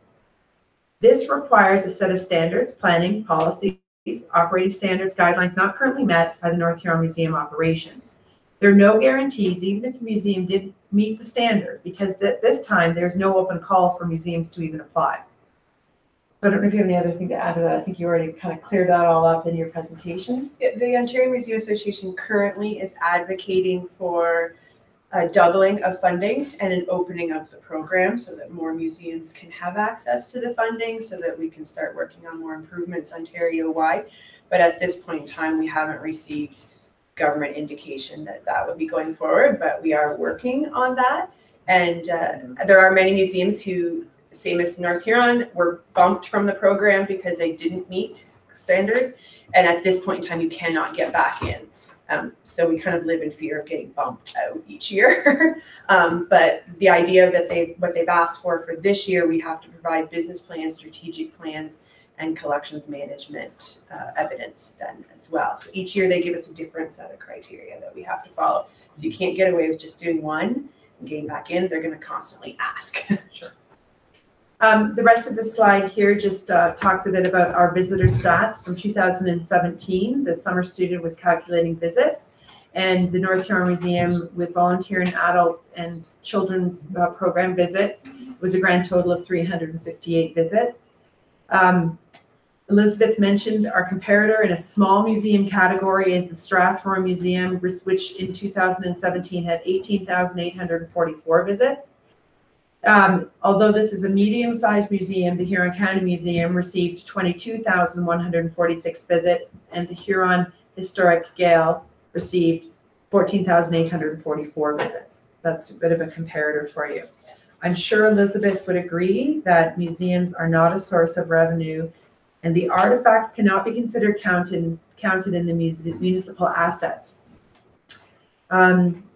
Are these programming results favorable and measured against the operating expenses or potential future expenses?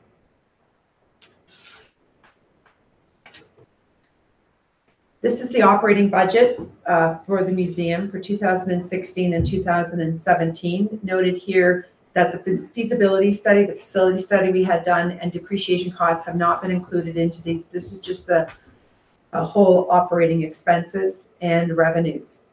Greater operating funds would be required for staff and resources to meet the necessary criteria and to create the economic benefit as a tourism draw for the community. This expense budget does not reflect the numerous volunteer hours and full-time staff hours not accounted for in the expenses of the operating budget that is used to support the building and the volunteers. If council were to select to close the museum permanently, dispose of the assets, and discontinue programming, there would be potentially a cost savings of approximately $30,000 annually on the municipal budget beginning in 2020. Just to talk about the artifacts in the collection, there's 1,108 accessions, and an accession is a group of items that were donated together.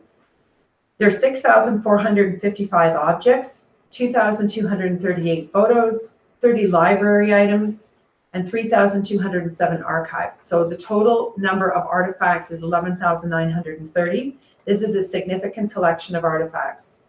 Temperature and relative humidity control are two factors of deterioration of artifacts, and there's no handling system. Vintage buildings require careful study to properly install air conditioning. Especially difficult in the basement where the Barn Dance Museum is located, which is separate from our program. This was mentioned earlier, but any decision to continue operations would need to consider the proper storage of artifacts and the associated costs. Deaccessioning of artifacts and archives. If council decides to discontinue the museum program, the artifacts and archives are part of the public collection. It is not as simple as returning them to the person who donated them. Any items identified as on loan would be returned to their identified owner. Items that have been donated are part of the public collection and need to follow a deaccessioning policy and procedure. North Huron needs to develop their deaccessioning policy, and the authority for deaccessioning is with council. Best practices can be reviewed and worked into a North Huron policy, and this would then be adopted as bylaw. The hope is that artifacts and archives can find a new home in a suitable public institution. Normal procedures at the receiving institution pays for the shipping of the item. The process to deaccession over 11,000 artifacts is a significant task and would require additional staff resources dedicated to this task to create a policy, procedure, and implement the task. This is a one-time cost, and we would estimate a 12-month process. As mentioned earlier, any go-forward plan requires that council develop a deaccessioning policy for the museum artifacts. And I just want to point out here that we would work with the Ministry of Tourism, Culture and Sport and Huron County to really look at best practices for the North Huron deaccessioning policy to bring that forward to council for their consideration, if that is the direction council chooses. Archives are a collection of historical documents or records providing information about a place, institution, or group of people. These are different than an artifact item, such as an object or photo. There are discussions underway regarding the erection of a Huron County centralized repository for the Huron County archives. This is only at the discussion level at this time, but would be an option if it came to fruition for deaccessioning the North Huron archives. Something to be made aware of at this point, and I understand our Reeve is part of the county facility committee and is looking at this possible repository. I don't know if yourself or Elizabeth wants to comment on that. It really isn't planned yet. It's an idea. We're still going through a number of different buildings and how some might be reassigned. And for the Huron County Museum, there is basically, I'm going to say, 3 different ways of expanding, and that none of them are earmarked as yet, but the county has been offered 4 acres of the former Victoria Public School property, and that is a possibility for a standalone county building. I have been looking at archives and the community records, such as the main parts of for the different municipalities, so that there would be a new, properly ventilated and controlled area where anybody looking up archives in Huron County, they'd have the room to do it. As Elizabeth can state, for somebody wanting to work in the archives, room is definitely at a premium. But that is still in preliminary stages, and it would be the next council of the county that would probably be making the decisions. That we are trying to put together a pile of information this year as to making educated choices a possibility in the next term of the council. Okay, thank you. So if we look at the stakeholders in the museum, we've identified 4: the Barn Dance, the Friends of the Museum, the Alice Munro Artifacts and Garden, and the Township and Community. I plan to discuss each in the next few slides. The Barn Dance Museum has been a tenant of the building basement since 2003. Annually, they pay rent, and in 2017, that was $4,357, which represented 68% of the total museum revenue budget. The revenues from the Barn Dance Campout and Jamboree, which is hosted in the Blythe Campground, are used to support the museum operations, and you can see a photo of part of their display there. As a stakeholder in the museum, this group has provided comment, which is attached to this report. The Blythe Lions also provided a letter of support for the barn dance campout and jamboree. If the building closes, there is a risk that terminating this lease would mean cancellation of the barn dance campout and jamboree.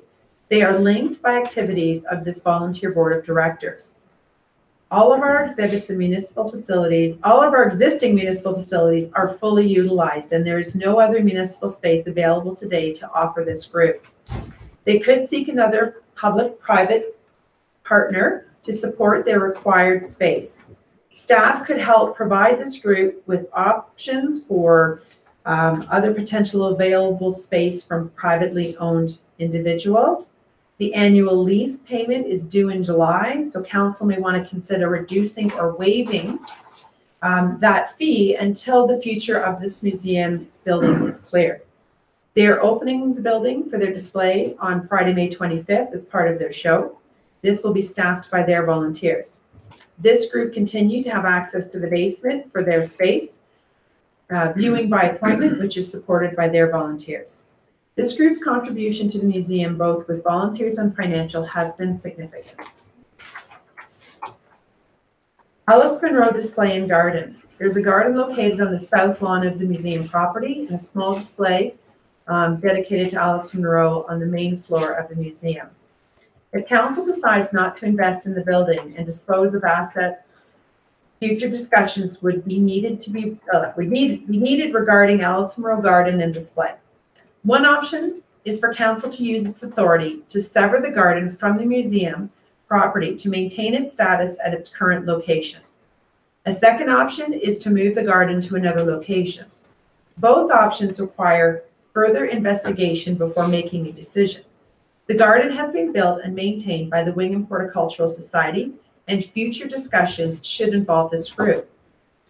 The report from the Alice Munro Partnership Group concluded that a standalone facility for an Alice Munro Museum was unwise due to the financial burden.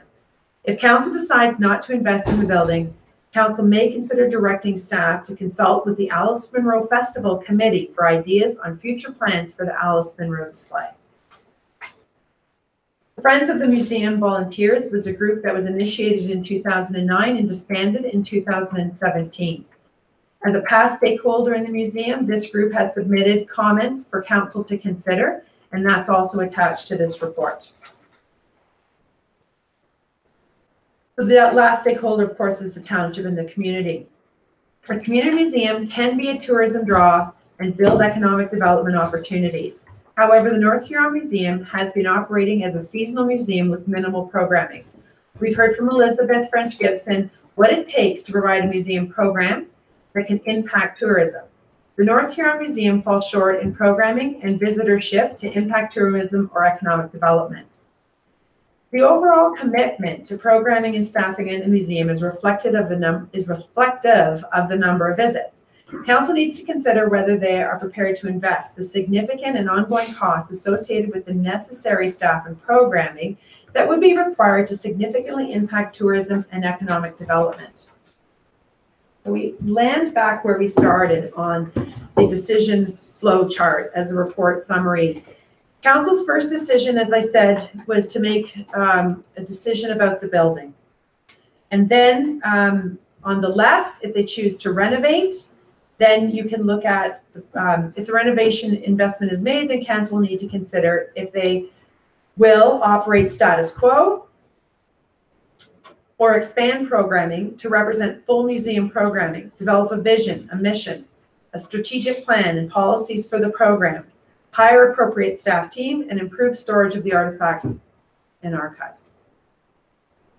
On the right, if council chooses not to renovate and does choose to close the building, then staff will return with options for closing the building, looking at whether to declare it as surplus and options to remove the asset from the township ownership or consider another use. If moved, the museum program would still need to be moved to another location or discontinued. If moved to a new location, we've gone over the options for expanding the program, operating a similar program of similar size, or downsizing. All options under moving the museum require some financial investment to move the program. The artifacts and displays and the continued cost of operations. This includes the artifact storage, policy development, and relocation expenses as a minimum, plus the ongoing building costs of the new site. Discontinuing the program means deaccessioning the artifacts and archives, and we've looked at what it would require and what this process is involved.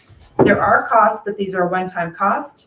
And so over here, just to remember, what we hope to do if we do accession the archives is find another appropriate public institution to house these documents and support if we have to, you know, make a support to the Huron County Repository for the artifacts.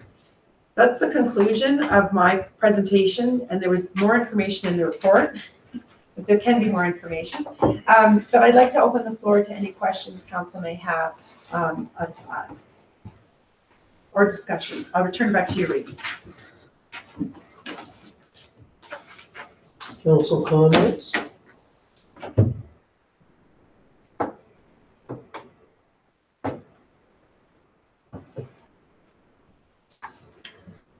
Councilor Knott? Even if we decide that we're going to not do the $3.8 million renovation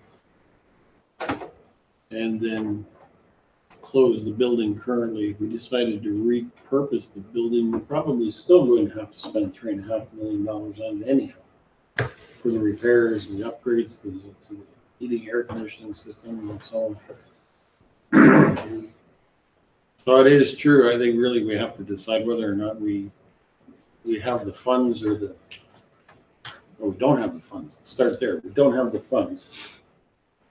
So I guess is, do we have the will to actually spend $3.5 million or more on a building that we currently don't have a use for? And I happen to be a museum lover. I love to visit museums in different towns. I always enjoy it, but in my mind, I just cannot justify the expenditure of that money when we have so many other properties, buildings, whatever, that do need repair and potentially need, whether they're upgrading or even when we consider a Hutton Heights development. You know, there's another $2 million on top of 3.5 or $4 million. Let's call it $4 million because we know no matter what, we're going to end up spending about $4. So suddenly we've spent $6 million. Would I rather spend $4 million on a museum or $2 million on water and sewer to get a development going? I can tell you which way I'm going to vote. That's not hard to see.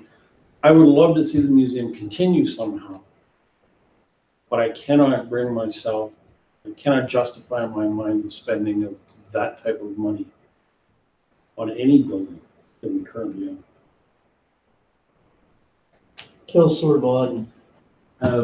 This is a terrible group of problems to consider.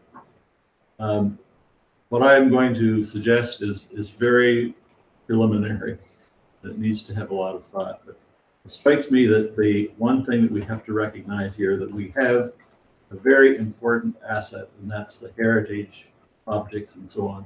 That's a very, very important thing. It would be irresponsible for us to say we'll get rid of them any way that we can deaccession them or whatever, and because we don't value that kind of thing. I think that would be a wrong approach. What I'm going to suggest is one option is to maintain the status quo of the present. In other words, do not renovate the building, struggle along as best we can, seek anyone that might be interested in repurposing the building or using it for some other purpose or using the property. And in the meantime, accommodate the barn dance people in the Alice Munro display on a temporary basis, just as they have in the past. In other words, maintain the status quo, but we're looking ahead to a possibility of repurposing or passing the building off to somebody else or the property off to somebody else. And then we consider finding a location for the artifacts in the museum, and then make those decisions as whether are we going to make a proper museum, or going to develop it, or are we going to do something else?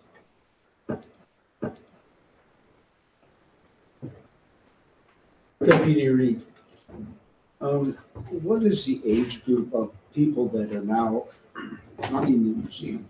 That are not what? The age group, like the Okay. younger people, it doesn't matter where you go, are not really interested in past history. Well, it is very much true in some areas, and like, I would turn that to Elizabeth to answer. You're asking basically all over Ontario. What is the trend, right? what is the trend? Yeah. Between the ages of 35 and 55 are the main visitors that we have. Families with young children, and then also the seniors. So we have the general tried and true people who visit museums and have that interest in history and go to archives and do the research. But for general people who are interested in it, it's about 35 to 55, but only if it's an integrated participatory experience. They don't go to see an exhibit that's a static exhibit. They go for a reason, for a specific purpose. So it might be that exhibit that pulled them in, but it's different than the exhibit last year, and those kinds of things in as well. We introduced this year at the Huron County Museum free for Huron County library card holders, and we saw a large increase over the last 3 months in teenagers and hipsters, if you want to call it that. So that new generation of museum goers, but they're not interested in going and paying a large amount of money to see a static display. They want to be involved in that exhibit. They want to see themselves reflected in that exhibit. Over the years, we've worked hard to try and keep it going with help with our volunteers. And our volunteers are running out of steam. Sorry, Vernon, but we're running out of steam. And my biggest concern is, how do you bring younger people in to get them involved in this? Because that is the hard part. And I don't know how you do that. I really don't. I don't have a great answer for that either, because we find the same reason. We have a group of volunteers. They are mostly senior retired volunteers. It is extremely difficult to get younger volunteers. But there are 6 different museum education programs across the province currently that are training people to go out and work in the museum field. There seems to be the impression that if you're going to do it, you wish to be paid for it, and your volunteer time is special time and has to be a very particular thing for you. So yes, it is very difficult to get younger volunteers because there's a different view on volunteerism. Pat? Sorry, I was just going to take us back to the chart over here. So when we talk about the North Huron Museum programming, you're talking about this over here, Deputy Reeve. You can't expect to get something different from doing what we've always done. So if you really want to see new visitors, more than 350 people coming through the door in a season, you're going to have to start with probably hiring an appropriate staff team who would then develop a program, who would then create the kind of experience that Elizabeth speaks about. So I believe it was Councillor Rock who pointed out when we actually were talking about this at a previous meeting, we're probably kidding ourselves if we think we're running a museum program. It's a static display of artifacts over at the North Huron Museum. Our volunteers became exhausted trying to put on programs for us. And it is not a full-time job for volunteers. It should be a support position of full-time staff. The volunteers should be filling in that role where staff can't do it all. So to answer your question, it's not as simple as saying, let's get them out. You have to invest quite a bit of money into the programming, to the staff, to the development of your mission, vision, all of those kinds of things. And that's what I've tried to explain here, is that anything status quo will get us what we've always had. Because I know over the years, we have had younger people come in to work in the museum, but they seem to disappear. They don't stay very long. And I don't know why. you know, but Yeah, they're usually typically hired as a summer student, and they're getting No. great experience when they're with us, but they then move on to schooling and other full-time positions. but there has been some younger ones work with the friends of the Okay. museum over the years. There has been younger ones come on, but they don't stay on very long. Okay, Okay. Brock? The seniors, the volunteers were a great group, and it wasn't just the effort that wore them out. It was the frustration of not having any program and any support. I mean, they wanted to do something, and somebody else out and say, "Well, you've got to pay for it. It's going to cost you something. You come up with the money. You have sell some hamburgers and hot dogs, and make some money so that you're allowed to do this."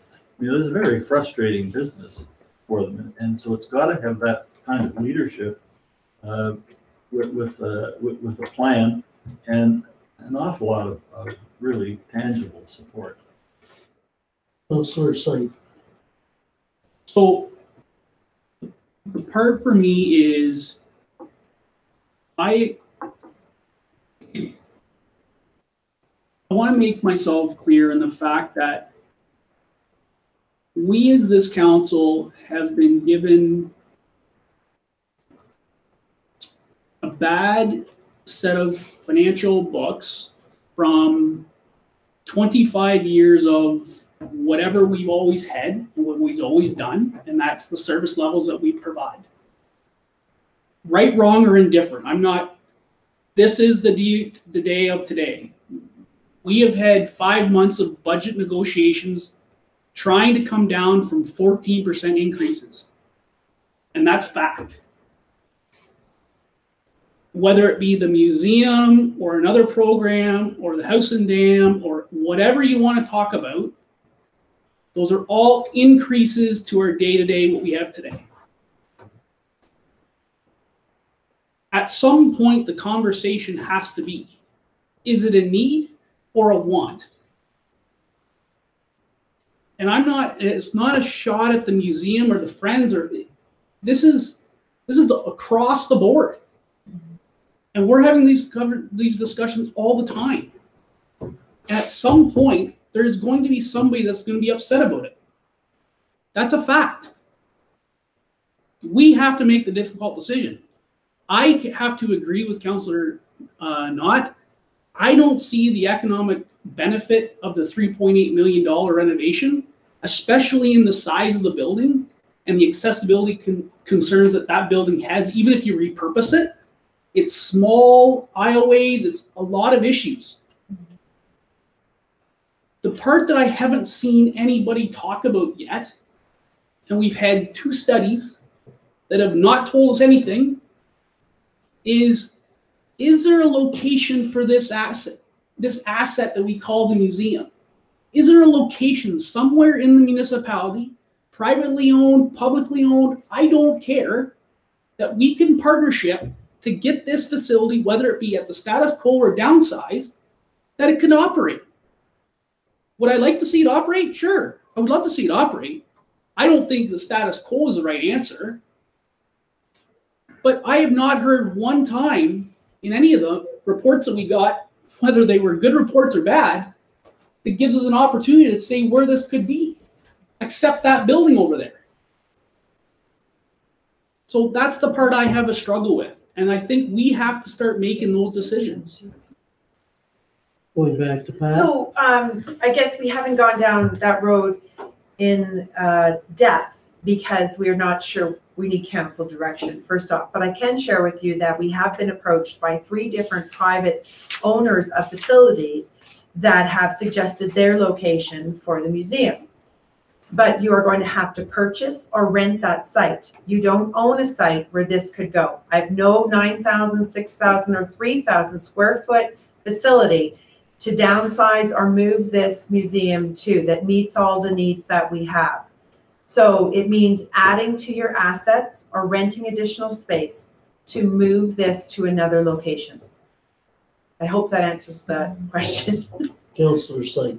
But what I'm talking about is that is a business plan that we can talk about on what that looks like financially. Right now, we're sitting in a $26,000 deficit every year, no matter what. If I had a business plan that told me I could rent a facility for half of that and have a downsized program, that's a different conversation. That's a different conversation than what we're having. I'm being told that it's either close and find a new location, but I don't even know if those locations exist. So the part of it is, if you told me that there was no locations, nobody is wanting to even be in the museum business, then maybe I have a different conversation or different answer. And I understand your struggle, because we have to tell you which way to go. But in order for us to tell you which way to go, we need all the information that's at the fingertips that we have. And we don't know that. That's the part that I struggle with. Pat? So I wouldn't say anybody's in the museum business. They have space, which is different. So once you choose to move the museum, which you can do to another site, you still have to staff it and open it and move all the displays and create proper storage and all of those kinds of things. So as I've provided here with this flow chart, we're not asking you to make every single decision tonight. We're asking for direction. And the first, if you're ready to make a decision on the building, that you're not interested in the renovation, then we know we're on the right side. We're going to work on the right-hand side of that chart, and let us know what more information you would like us to bring back. The report was quite lengthy already. I have more information, but I wanted to just sort of take you down this path. We have to stay up here to start. If the decision is not to renovate the building, then we know we're on this side. Then your next decision is on future uses or disposal of this asset, and then into the museum programming. You kind of need to work your way through the chart and not kind of make a decision down here without first, I think, staying up here. I don't know if anyone else has anything to add on that. Councillor Site first. The question I have is that so if we chose to basically close the building, right? What I'm asking is, can we move to the museum programming discussion without making a decision on whether we're going to surplus it or other? I'm saying that decision can be made later at a future date, but I'm thinking with the people that are here in the crowd and the people who, they want to know what's going to happen with this museum, the barn dance, and everybody else wants to know. So in my mind, I would like to see us move to that side of the equation and figure out what options we have for that program and what that looks like. I don't know. I'm not a museum person, so I need it on paper to tell me. Councillor Knott. That's exactly what Pat has been saying, though. I think is that our first decision is, do we have the stomach for the 3.8 million? And as I said before, I don't. The question then moves to the right-hand side, and we still will discuss museum programs, and that'll be a separate issue from the closing of the building or disposal of the building. Then we have several other smaller decisions to make, but we really need to make a first big decision, and the sooner we make it, the better. And at this point in time, I mean, if it was necessary to make a motion to do that, I would put forward the motion that we do not renovate the building, and that we proceed to look at alternatives for closing, disposing, and the museum programs in a future report. But I think that we should make the decision today whether or not we're going to proceed, and I say no. Brock, did you have a comment? Yes, I think what I was getting at is similar to what Trevor was suggesting. That is keeping the status quo for the moment. That is, keep the building essentially closed, because we have to keep the artifacts somewhere. So the expenses would be the same as they are now. We're not doing any mammoth renovations. Now, what has happened in some other communities that I'm aware of, when this kind of situation comes up, people in the local community begin to take a different look at the building. and they see that that's an asset too. I mean, it's a beautiful building in many respects, in bad shape as it is. Maybe they'll have a repurpose idea for it. I don't know. Or maybe somebody will want to acquire the property for some other reason. So I'm agreeing with Councillor Knott as well. We're not on the left side of the plan there by any means, but let's work towards continuing to use the building as it is as a storage place, and then work on the decision of whether we're going to find another location somewhere down the road to house the museum, and whether we're going to develop a program. And those are other very difficult decisions, but I think we're on the same side of the chart. Okay. When I look at this, I'm saying that yes, there's a lot of the things for accessibility do not work for us. And as much of a heritage building as it is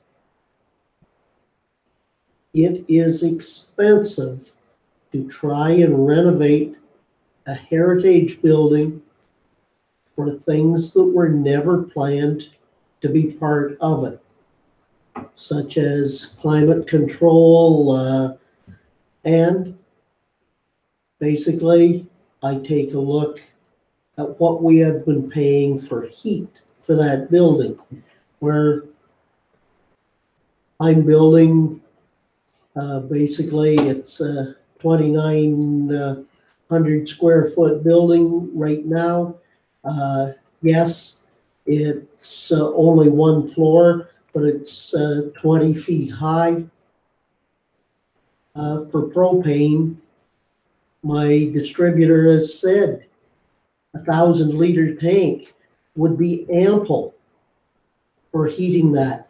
So say for 5,800 square foot building in new, there would be a vast reduction in utilities to properly have climate controlled.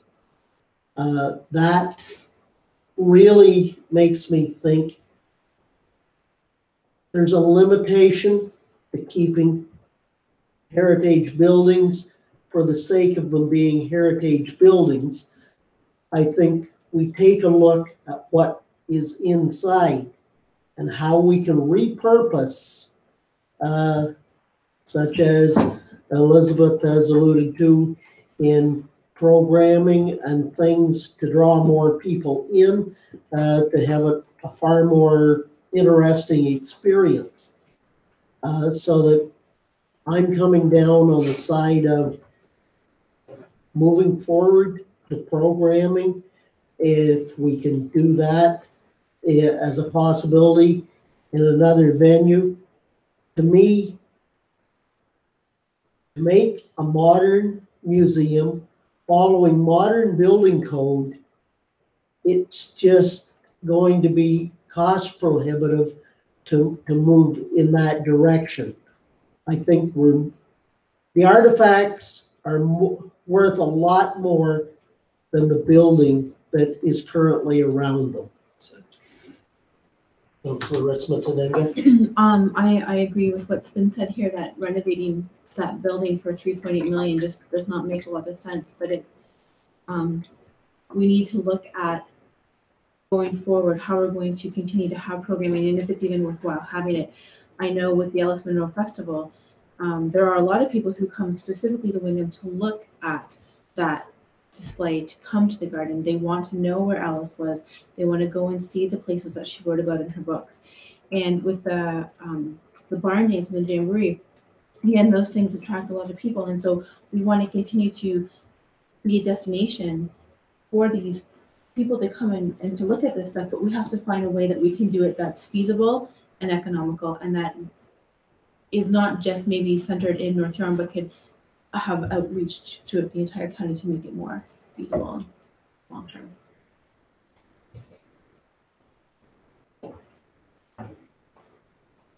Bill, you were, I'll second his Oh. motion. have you got that, Richard?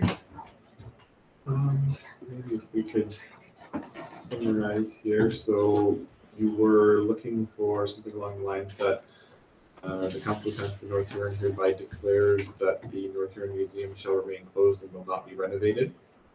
Then I've also added in here whether or not Council agrees with this, that the Director of Recreation and Facilities is directed to prepare a report outlining next steps for the artifacts, museum programming, and the building itself.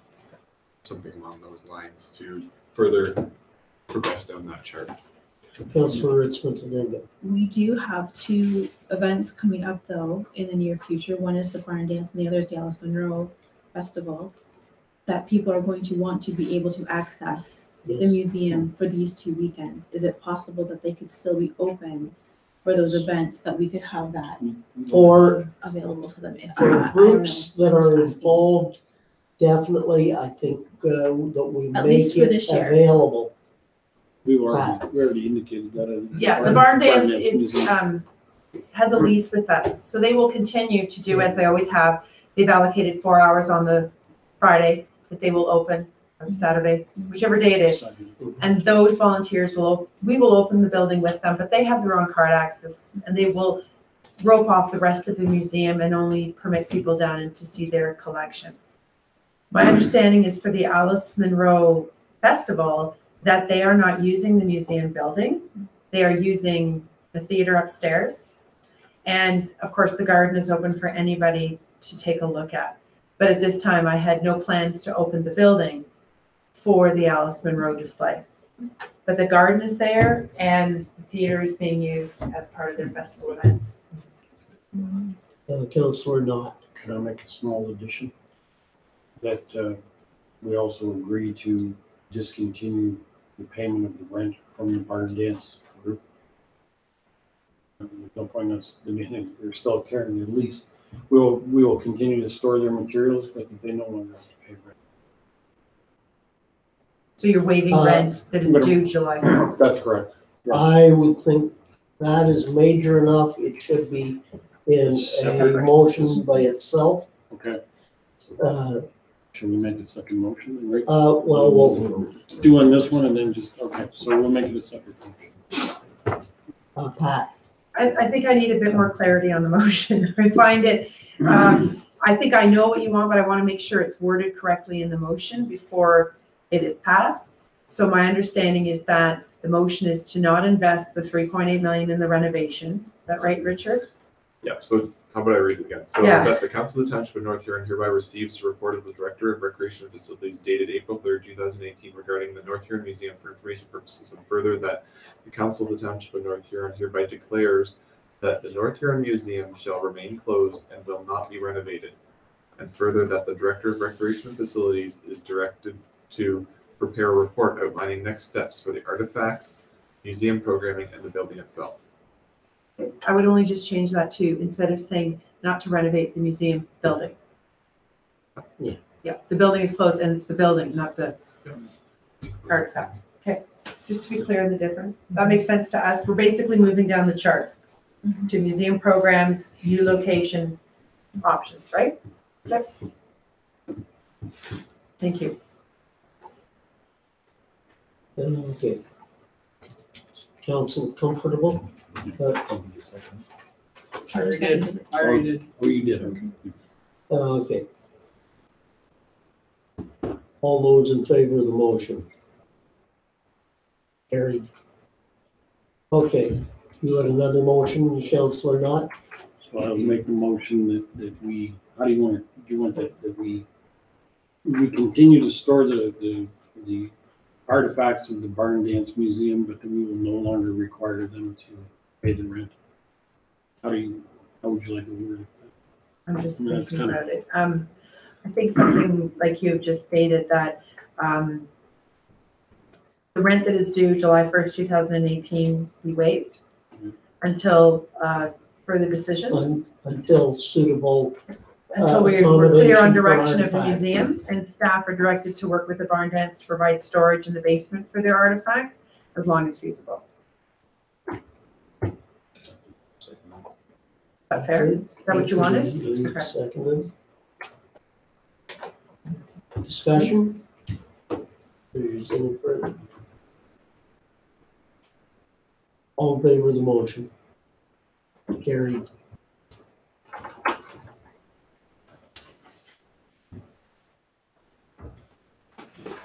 Yeah.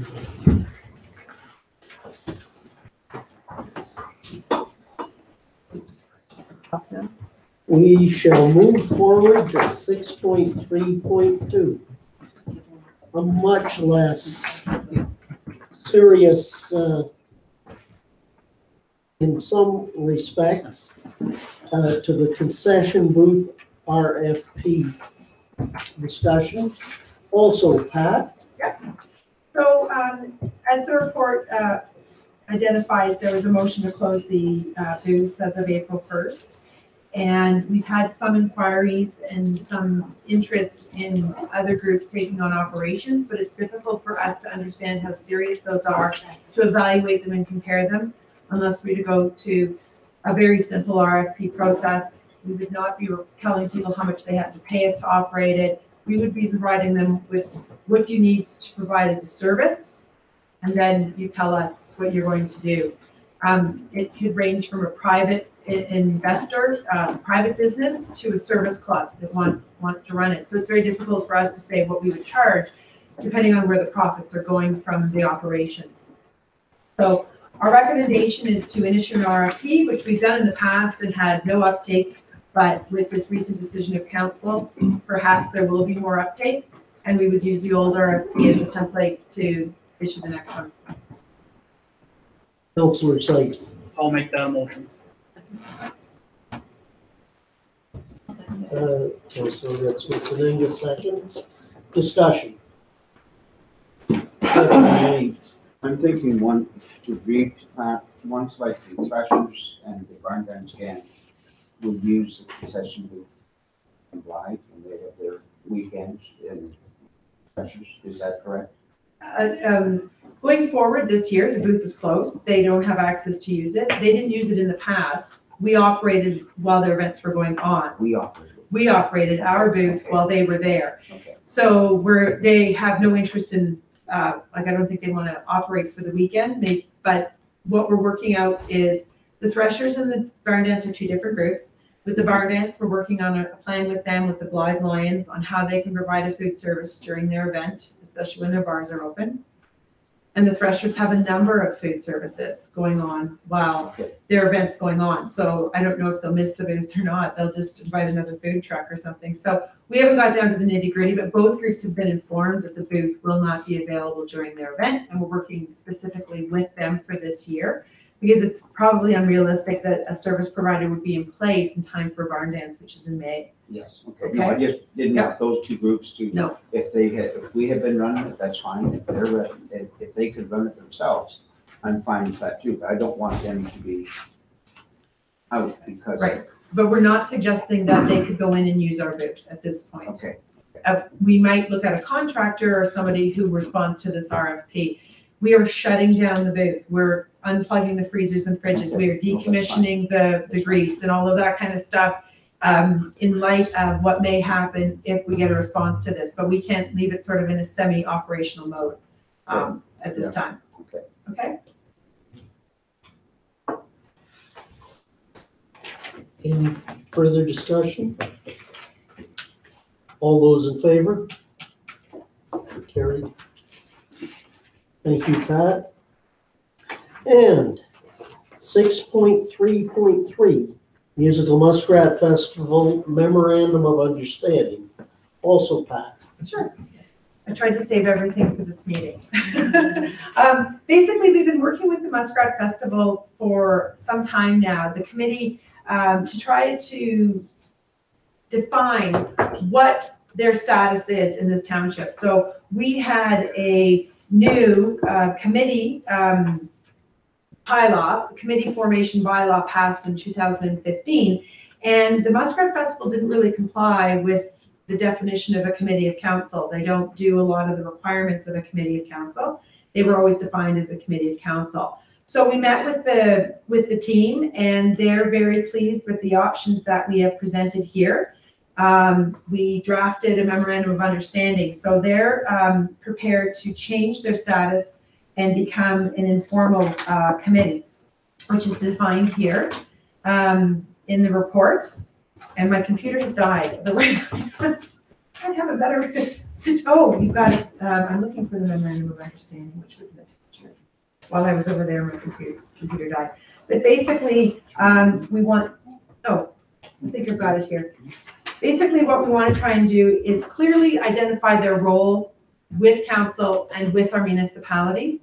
And in doing that, we've created them as a non-committee of council, but instead of volunteer non-township committee.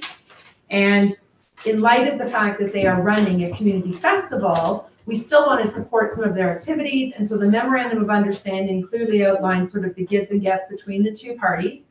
And so in order for them to operate without being a committee of council and not receiving the umbrella of the township insurance, they will be required to purchase their own insurance for their festival, and they're satisfied with that.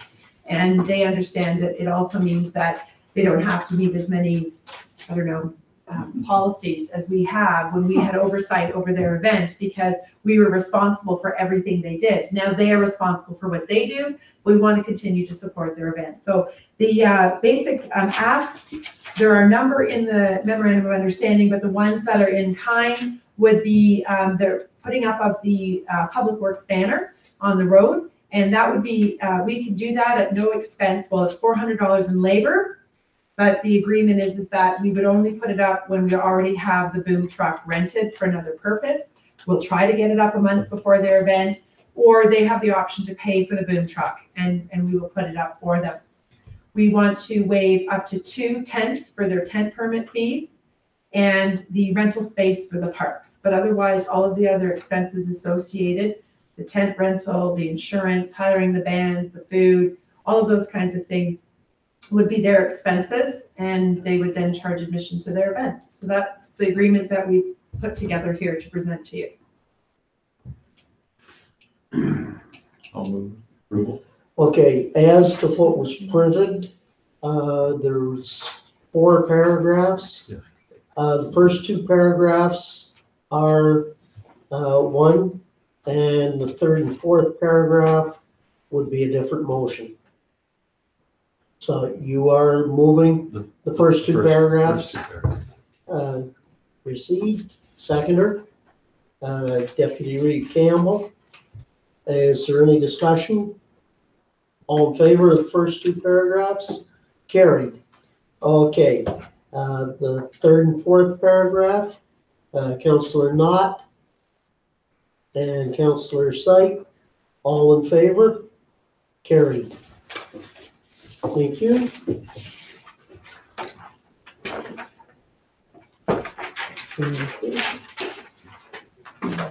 Moving to Public Works.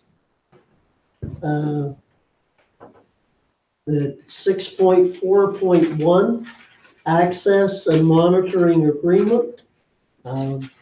Sean, do you want to elaborate on that, please?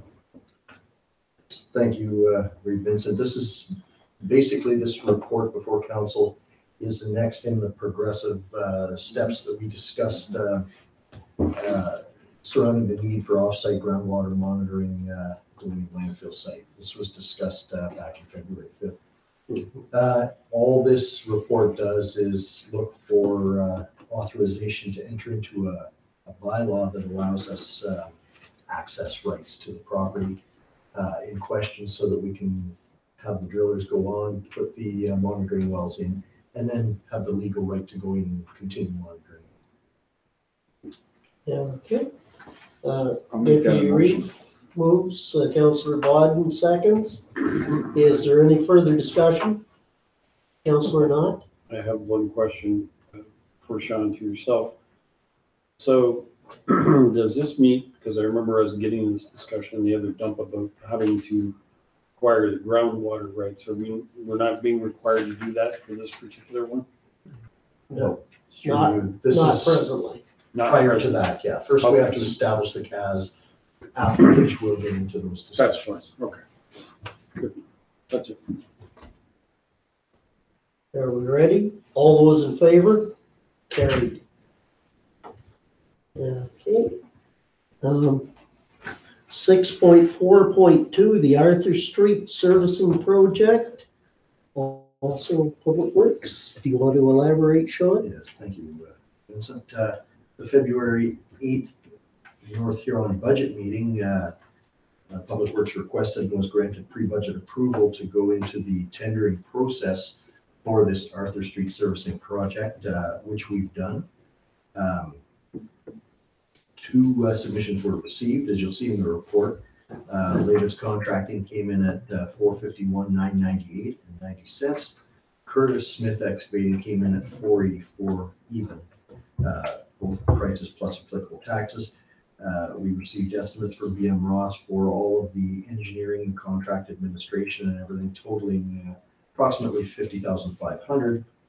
Brings the total with applicable taxes to $511,342.88. Sorry. Of course, this is a shared project, which means that the North Huron portion of this project is $255,671.44, which is slightly below the budgeted amount that was brought forward. Councillor Syed I'll moves. Councillor Knott seconds. I don't think there's any further discussion. All in favor? Carried. Thank you. Okay.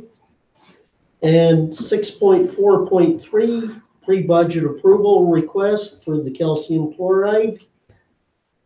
You're moving, Councillor Knott, Deputy Reeve Campbell.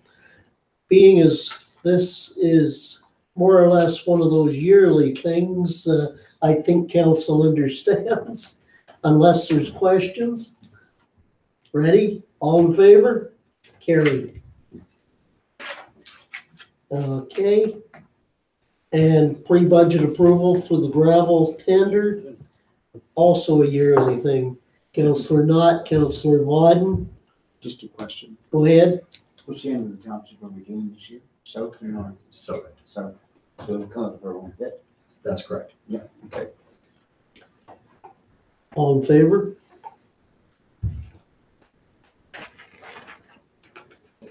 Okay.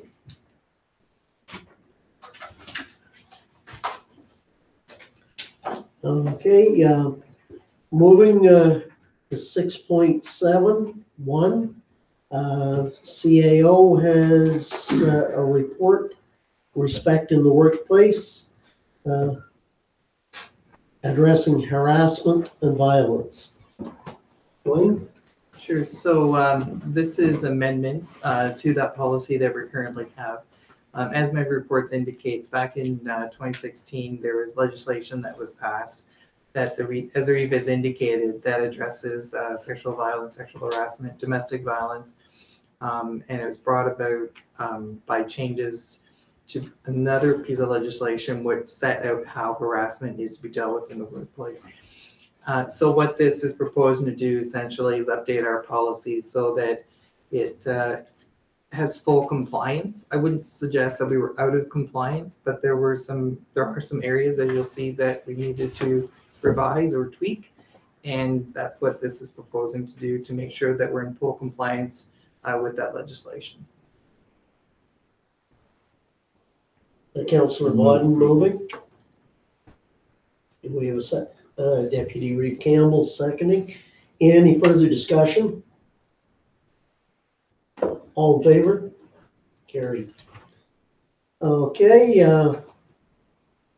moving through to the Reeves activity report. Still catching lots of information, second and third hand off our social media. Many things that cannot be verified, but like I said at one of the council meetings before, it's definitely an election year. having interesting news, even if it can't be verified. And there's a number of things going on, but I think it's more or less routine things. I have attended a number of meetings,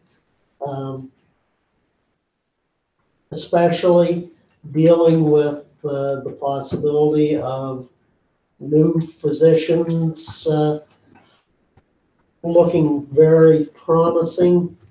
That nothing is signed yet, so I will leave that at that. Looking at some of the other meetings that I've been in, there is information that I believe is in camera that I can't elaborate on that, but some of the things are very promising there. Also, I'll move forward to councillors that have committee reports or information to bring forward at this time, if any. Councillor Vaughn.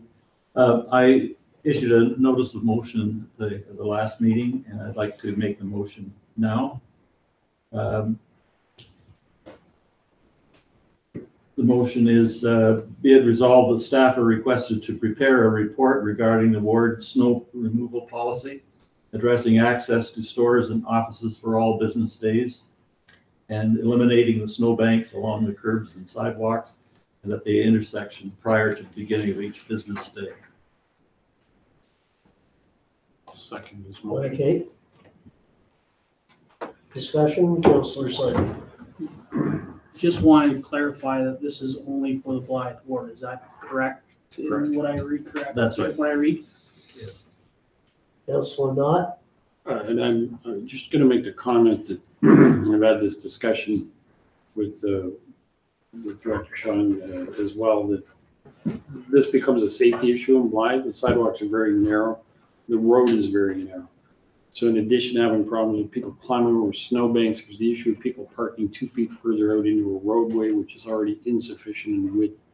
Makes it very difficult, especially with tractor trailers coming down there to pass it. Everything. It aggravates the situation to no end. And so, for various reasons, I think it's something that we have to proceed to do. Wingham doesn't have that issue. Much wider in Josephine Street, not necessarily the sidewalks, but the street itself is much wider. So, if someone parks a foot or more away from the curb than normal, it's not an issue. In case people are unaware, there was a situation how many years ago? I mean, perhaps if we asked Mr. Hahn, how long ago was it that they took out 4 feet of sidewalk on either side, extended it? Took out 4 feet of roadway, when was that, 15 years ago? Yeah, must have been at least 15 years ago. So the road was made 8 feet narrower then.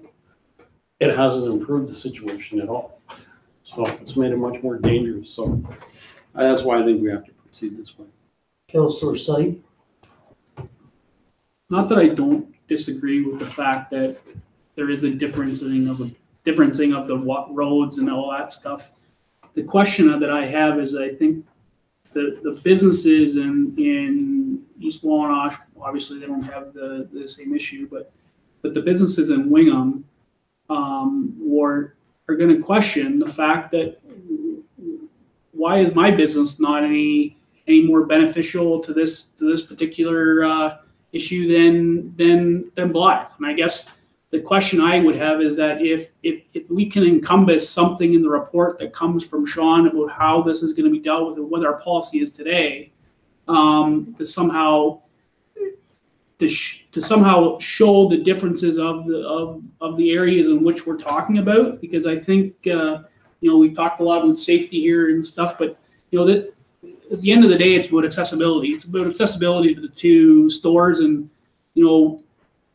I've had issues, and I'm not issues, but I've had comments about snow removal in Wingham, and Sean has had conversation with those same business owners. So it's not necessarily a conversation about just safety. It's a conversation about accessibility. So maybe it's you know, I don't necessarily want to see any big changes, but I would like to see that there isn't really this segregation between what one ward gets versus another. And that's the issue is, I think if we're going to do something for the purposes of doing it, we should do it across the board and provide the same level of service that we're going to provide a different level. Because I think that should be fair to all taxpayers. Councillor Vaughan. I certainly have no objection to that. It's just that it was a kind of tradition that had developed in the village of Blythe and continued for a few years after amalgamation. And this question has arisen many times. Well, why don't they do the same thing in Wingham? And the answer that came back, whether it was the correct answer or not, said, well, the Wingham people aren't complaining about it. So it's a Blythe issue. So I want to make sure that it happens in Blythe. If it should be extended to Wingham, I'm all for it. That would seem to make sense, because climbing over snowbanks in Wingham or Clinton and other places, you get a lot of complaints about that. Deputy Reeve. About a month ago, my wife and I took a trip to London after a snowstorm. We drove through Blythe, all the streets are clean, everything's gone, no snow. We come to Clinton, we come to Hensel, we come to Exeter, we come to Lucan. All these places had 4 feet of snow. The businesses went out, they all had their paths dug out through for people to use. So I wonder, I'm from East Wallinosh, I don't have sidewalks. No. Again, we are helping to cover all these extra costs. And I thought we had come up with a good policy with 3 days a week. And I think that should be able to be worked around. I think we're being ripped off again. Councillor Syed. So at this point, I'm not suggesting, whether I'm not in favor for it or against it at this point. I would like to see the report from Sean that tells me what our policy is and what the costs associated to that policy are, and what the changes that we would do to what costs would those relate to. Then I would make a determining factor of whether the increase in service is justifiable or not. That's the part I'm asking for. You know, I think Councillor Vaughan is asking for that as well. He's asking for a report. That's what I've read, or that's what I believe.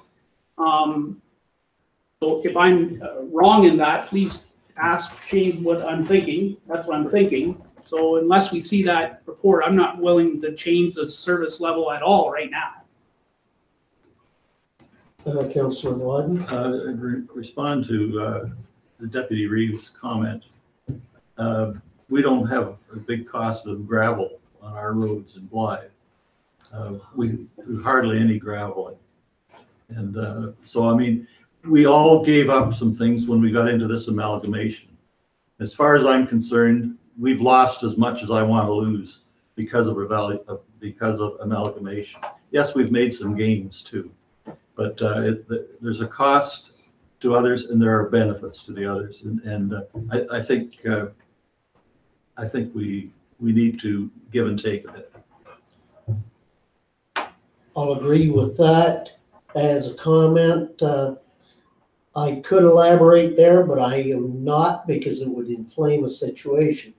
The one thing that I want you to define here, you have said cleared away from in front of downtown businesses.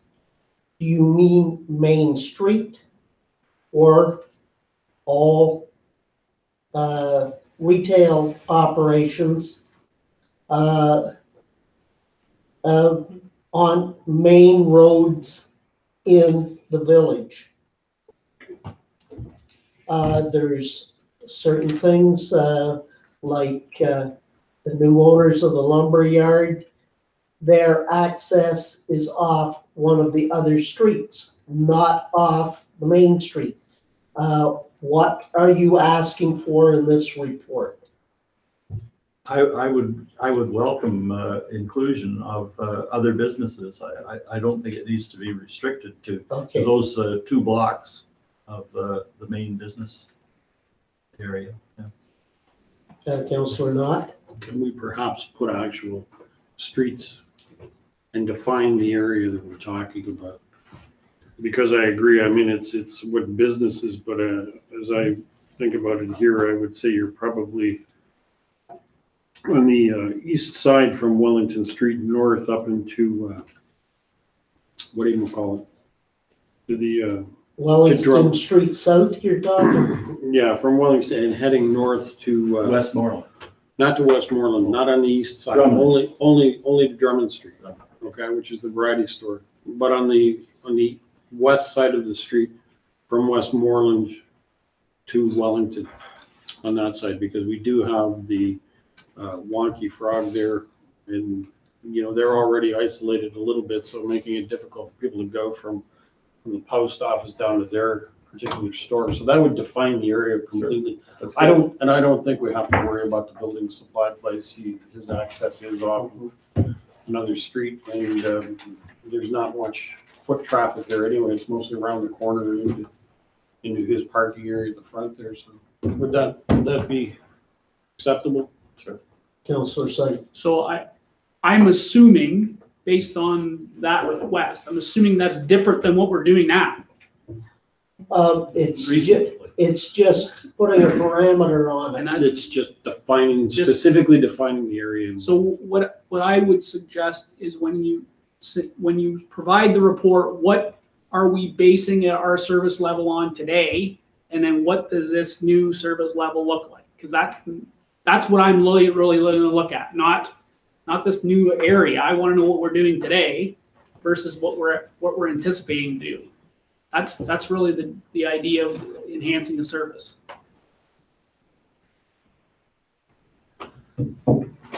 So if that's will incorporate, Sean, how clear is this?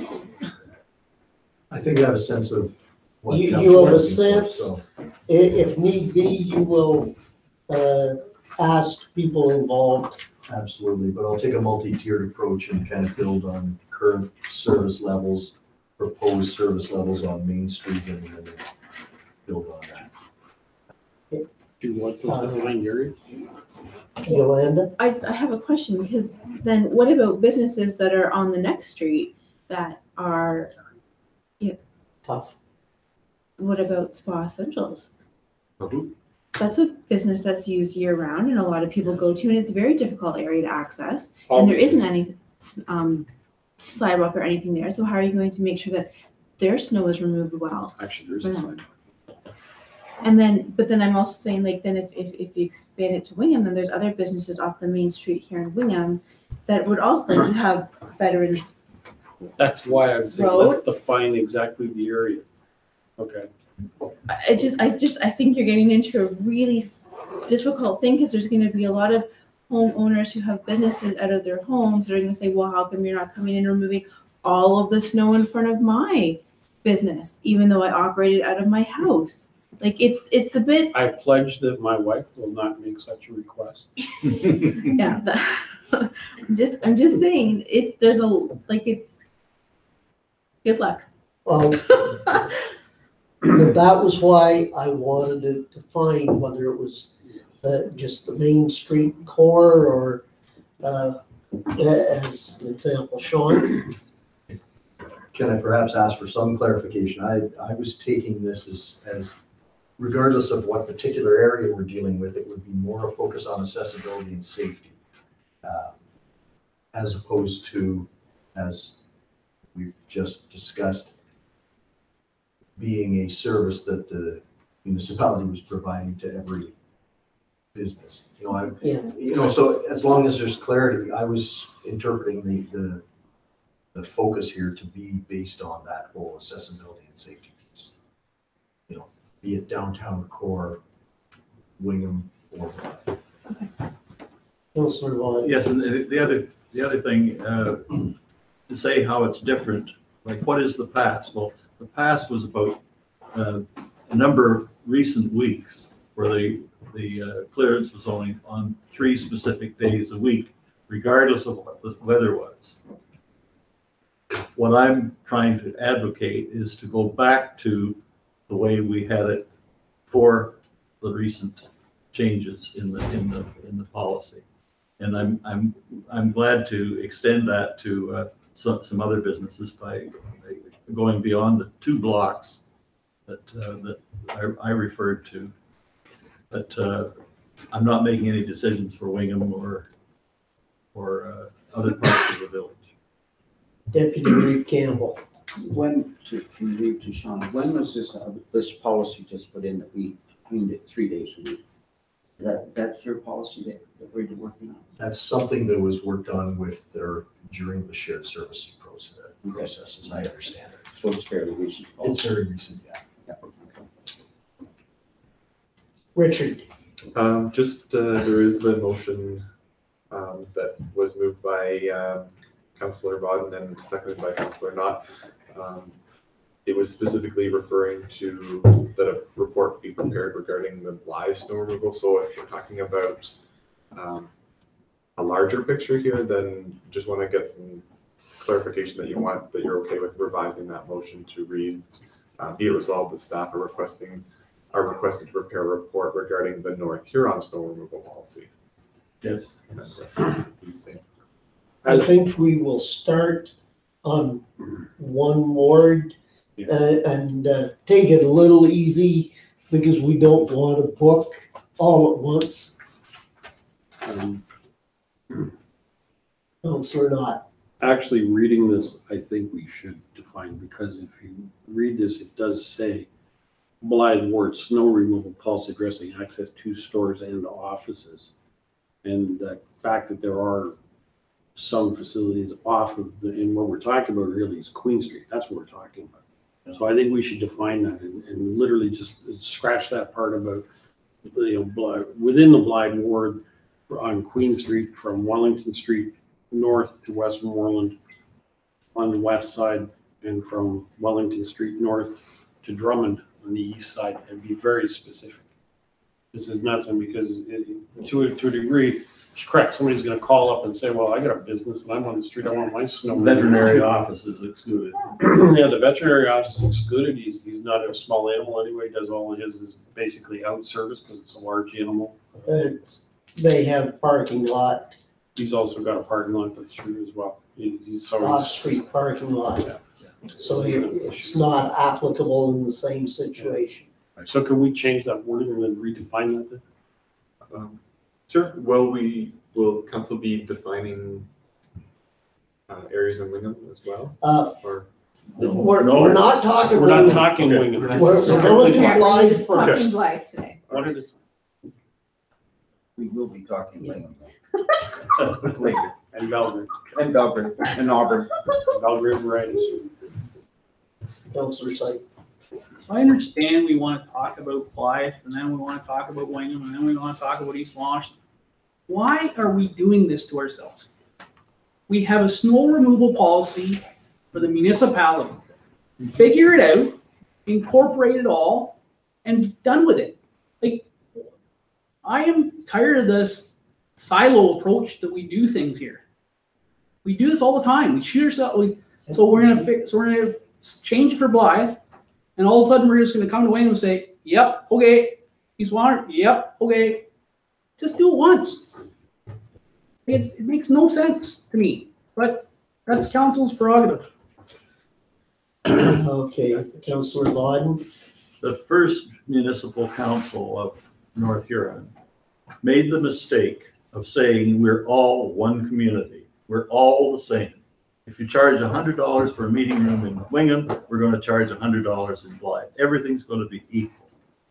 And what some of us got together and presented to council is the fact that we are not one community. We're a whole bunch of communities. We have differences, we have different situations, different aims, different problems, different challenges, and we will need to accommodate some of those differences. We cannot be just unthinkingly equal in every decision that we make. We are several communities. We're not talking about doing every street in Blythe. We're not talking about doing every street in Wingham. So it's we're being selective. Deputy Reeve Campbell. So with what we're talking about, what kind of more pressure is this going to put on our budget for the year 2018? We've been trying to keep the budget down, and this is going to put the cost up. Let's wait till we find that. That's what it's. The request of this is to have a report put together. And I would suspect that would be a big part of what this might answer. And it would give us facts and figures to realize what it would actually cost. And that I'm quite agreeable to the question being asked. I know it's extra work doing things other than the general policy, but this will give us information that I believe can be beneficial. Is there any more discussion? All those in favor of the motion? All those opposed to the motion? Motion fails.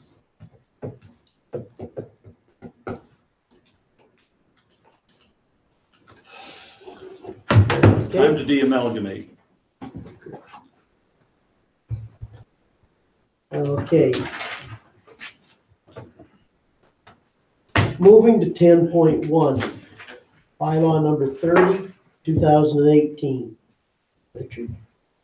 That bylaw number 30, 2018, being a bylaw to amend Schedule D tariff of rates for North Huron cemeteries to bylaw number 113, 2017, being a bylaw to establish fees and charges for the Township of North Huron, be introduced, read a first, second, third, and final time, signed by the Raven Clerk, and be engrossed in the bylaw book. Councillor Knott, Deputy Reeve Campbell, all in favor? Carried. Okay. Bylaw number 31, 2018. Richard. That bylaw number 31, 2018, being a bylaw to authorize designated officials to sign on behalf of council, amendment number 4 to a grant funding agreement between the Corporation of the Township of North Huron and Her Majesty the Queen in Right of Ontario, as represented by the Ministry of the Environment Source Protection Programs Branch, be introduced, read a first, second, third, and final time, signed by the Reeve Clerk, and be engrossed in the bylaw book. Councillor Knott, Councillor Ritzman-Thinga, all in favor? Carried. Okay, do we have any announcements or other business? If not, I will take a motion to go in camera. Councillor Knott, Councillor Sight, all in favor?